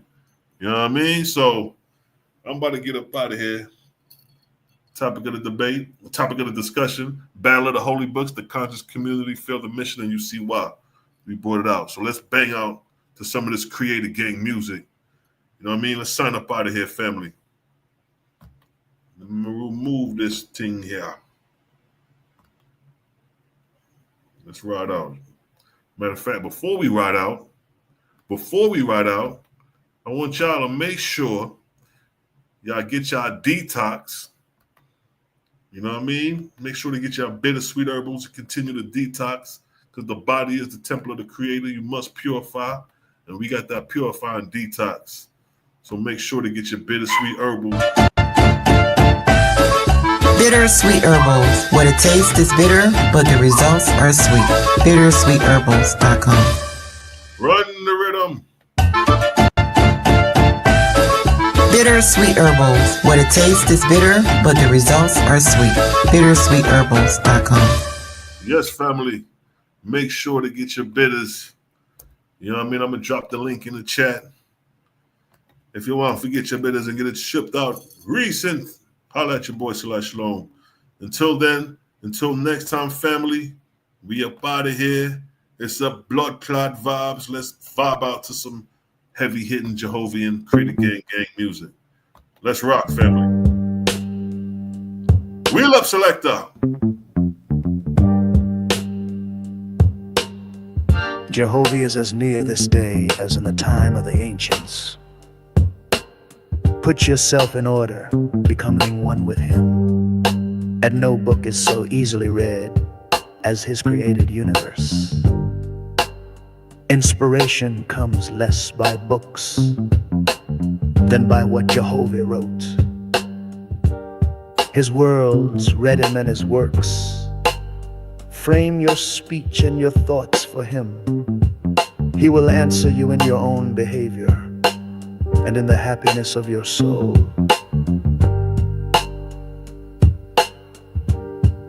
Great wisdom cannot be attained in a day, nor purity and strength to overcome temptation, till the growth is from the foundation. The fool will say, the sacred books are no more than man of his own knowledge could write.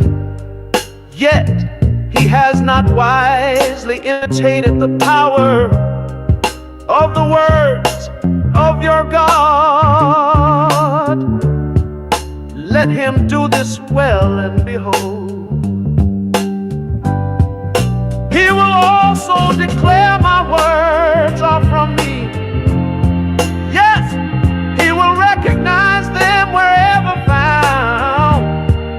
It is the will and wish of your God that all men become constitutionally capable of receiving and comprehending the highest life, and that they shall no longer depend upon any priest, church, oracle, holy book, or upon consulting the spirits, and that their behavior may make the earth a place of peace, with long life to all people, for the glory of Jehovah. To his Etherian gods and goddesses, Jehovah said, as you have founded arcs of light in my Etherian heavens to determine the travel of my corporeal worlds, so shall my God of the earth inspire mortals to build lighthouses for man's ships that travel on the oceans, and those who travel in the ships. And those on the land shall know when a ship nears the port, even as you see my traveling earth approaching the place of Cosmos. For this shall be an illustration to mortals, that I have appointed cycles of times and dawns of times, with gods and goddesses to superintend my creations in tenderness and love, lest by chance man becomes despondent, saying, alas, Jehovah did not provide in wisdom commensurate with the magnificence of his creations. Behold, the time draws near when the nations of the earth shall course around the whole earth in ships, crossing the seas and oceans to all the places I created.